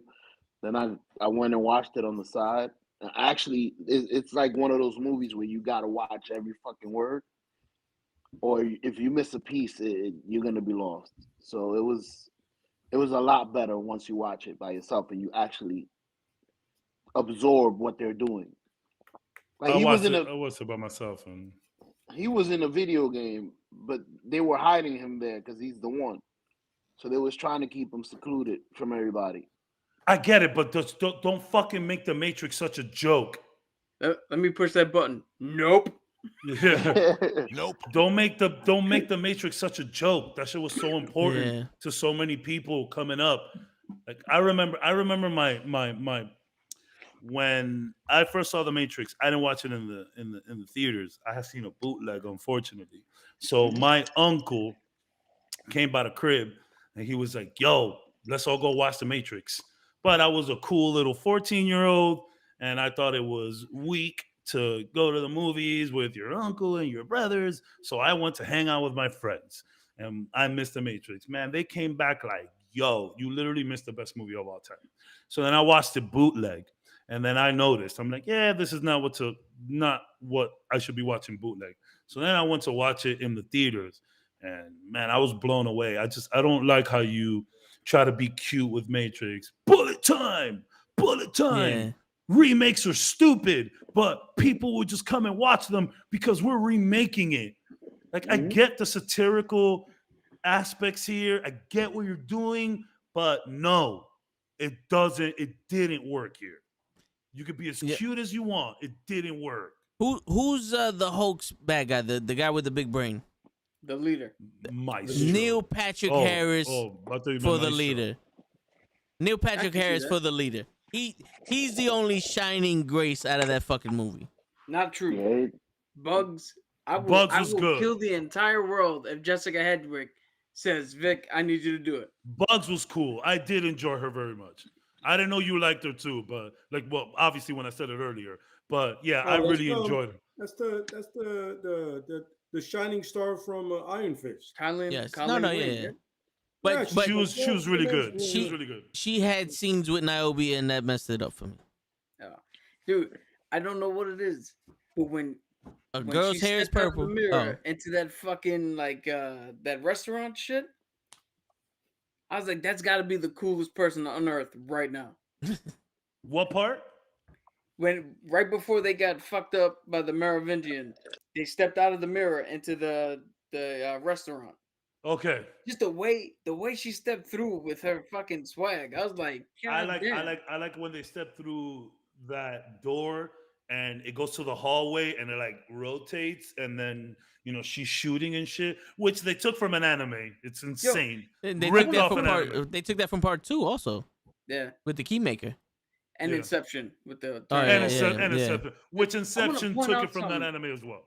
You know, this is something that I don't hear people talk about too much, but everybody missed with a fucking gun from 5 feet away. Bro, what was that? These are the worst agents I've ever seen in my life. Yeah, Bro, and they're supposed to be agents, the ones you're supposed to fear. Son, when she jumps over the car and backflips, like I would have nailed her 7 times. And then they're in the hallway. They're literally, it was very comical. Oh, how about when she grabbed Morpheus off the fucking rooftop and they're standing 2 feet from him? Yo, yeah. And like, bro, it's literally like they were 5 feet from each other. How they're missing? Like, yeah, it was so weird. Yo, stormtroopers were like, yo, I can hit shit better than that. I will watch. I'm like, yo, how the fuck is anybody missing here? Especially the agents.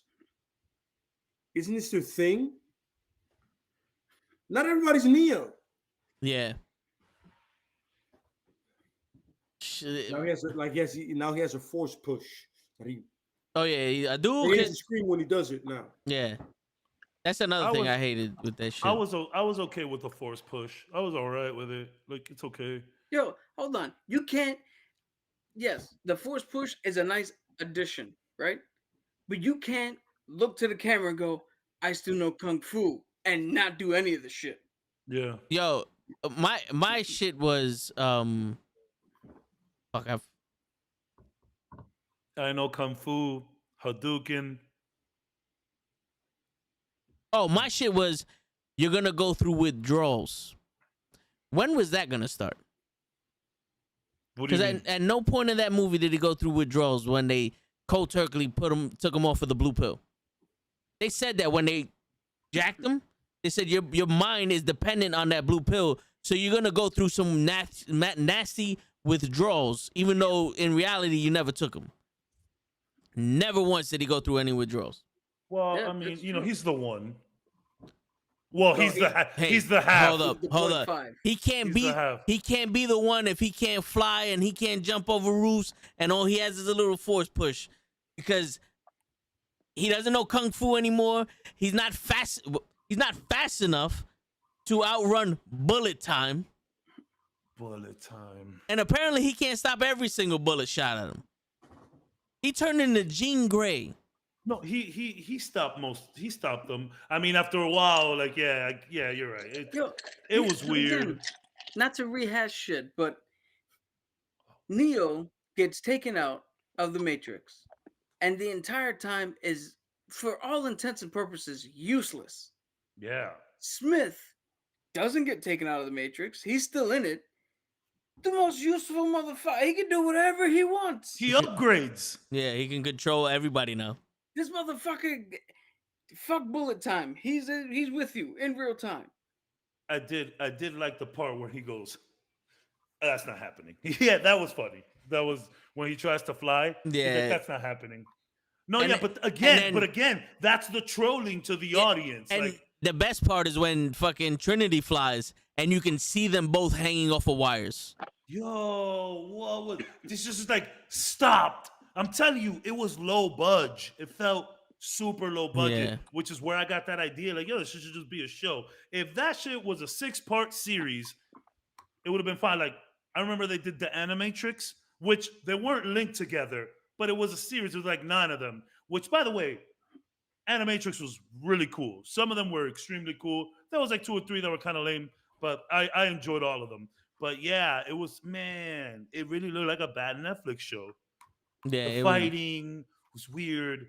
The trolls, I would get it, video game company. And I'm like, so at first I remember being like, is it called The Matrix or is it the video game? Is it called The Matrix or is it called something else? Then it's like, it's the same characters. It's like Morpheus. I'm like, yeah, and look, what is they happening got here? footage of shit that wasn't recorded and they showed it as a movie. Like, how'd you do that? Some of that was recorded. Like, so that's what I'm saying. Like, this was a nostalgia grab, clearly. Yeah, this was for And the the- kids. And then Cobra Kai does the same thing. They take footage from before and they show it, but like, But they don't show it to Danny LaRusso on some look what you did privately in your own home when you broke the Exactly. wall. this is a tool. This is a tool to help people catch up. Yeah. Whereas in the Matrix, I think you just wanted to make it as confusing as possible. Like, why is he walking in and Morpheus is in the background? Like, oh, we need something to aesthetically please him and ease him in. In the same What? kind of scene. The scene is similar. Like when they giving him the pill, they play the same scene. Yeah. Yeah, like What the fuck do we do? What is this? Yeah. What? And they don't even say like we access your memories so that way it can untap you so you can believe what we're No. saying. No. Nope. This is from the video game that you created, sir. Hold on, wait. So I made a video game that shows actual people. What I make? Mortal Kombat 2? Like what the fuck is By the way, this? that's me 20 years ago. 60 years ago. 60. Yo, let's not That's also right, that's like forget. 6 years ago. Let's not also forget that Bugs found Neo and pulled him out of the Matrix for reasons of. Yes. Cause they've been, I don't know, they're looking for him. They And it's funny weren't. 'cause- Nobody was looking for this So, motherfucker. and that was weird because it's like the whole process is like so streamlined now. She goes through a door, she goes through another one, Neo's hatching out of the egg. I'm like, well, that was easy. It's like, I don't like, I could have sworn it took a little bit more before, you know, like they couldn't finish the upload because they came through. So they went through a door, then they're in the train, then they had to go through that little mirror. Hey, you're going to have to fit in there. Then he comes out of the little mirror, he's in the egg. It's like, I was like, what is happening here? It was so Right. weird. But, I mean, I think she, yeah, what is the reason why they got him? Who knows? No, Yeah. Yeah. Dude, there's literally no reason because even Senti was like, "Hey, they're not messing with the humans. They're not messing with the robots outside. They're fucking up some of the programs. So we need you to save the programs by waking up Trinity and kicking the shit out of this dude, but not really doing anything for anybody else." Yeah. It's so weird. Then this came up in a thing that I was watching before we came on. Somebody pointed out that the swarm mode, the robots just took over people who are their batteries and just Excuse threw me. a whole bunch of good batteries out for nothing. Pretty People much. diving out of Basically. windows head first, not hitting the That fucking shit was thing. hilarious though when they just kept dropping on the floor. That was kind of fun. I was laughing. The first thing that told in my head was like, yo, somebody saw Fast 8 when they did with the cars. Yeah. And they're just dropping human. Cypher And bro, with the car how whack was horde mode? These guys aren't even trying that hard to get away from you guys. There's so much people on the street, and you couldn't stop them. That was weird. Yeah. That part specifically was jarring because, like, Again, obviously, I get what you're doing. You don't want the heroes to get caught, but there's so much people in the street during horde mode. yo, but here's the thing. Who the fuck thought it was a good idea to show us some dude with his girl turn and then run head first out of a window and miss? Yo, Like, what the fuck are we? We've gone suicidal here almost. It would have made more sense if Smith took over everybody and there was 400 Smiths No. fighting him. Hold on, I'm gonna tell you Yeah. right now. It would have made more sense if the fucking plants exuded some sort of fucking thing to make people do that shit. Something. And on that note, Yeah. because I'm not even gonna get to the happening. On that note, it's your friendly neighborhood knucklehead signing out. Peace, everybody. Marvel, Yeah. give me my money. Cut the check. Cut Word. the Yo, check. The happening was What's not tomorrow? great. Boba Fett. Bubba Fat. Yeah. Episode 2. Yep. Fupa fat. Yo, Cavs, Yes, sir. Hansel and Gretel got a new episode? Huh? Hawkeye.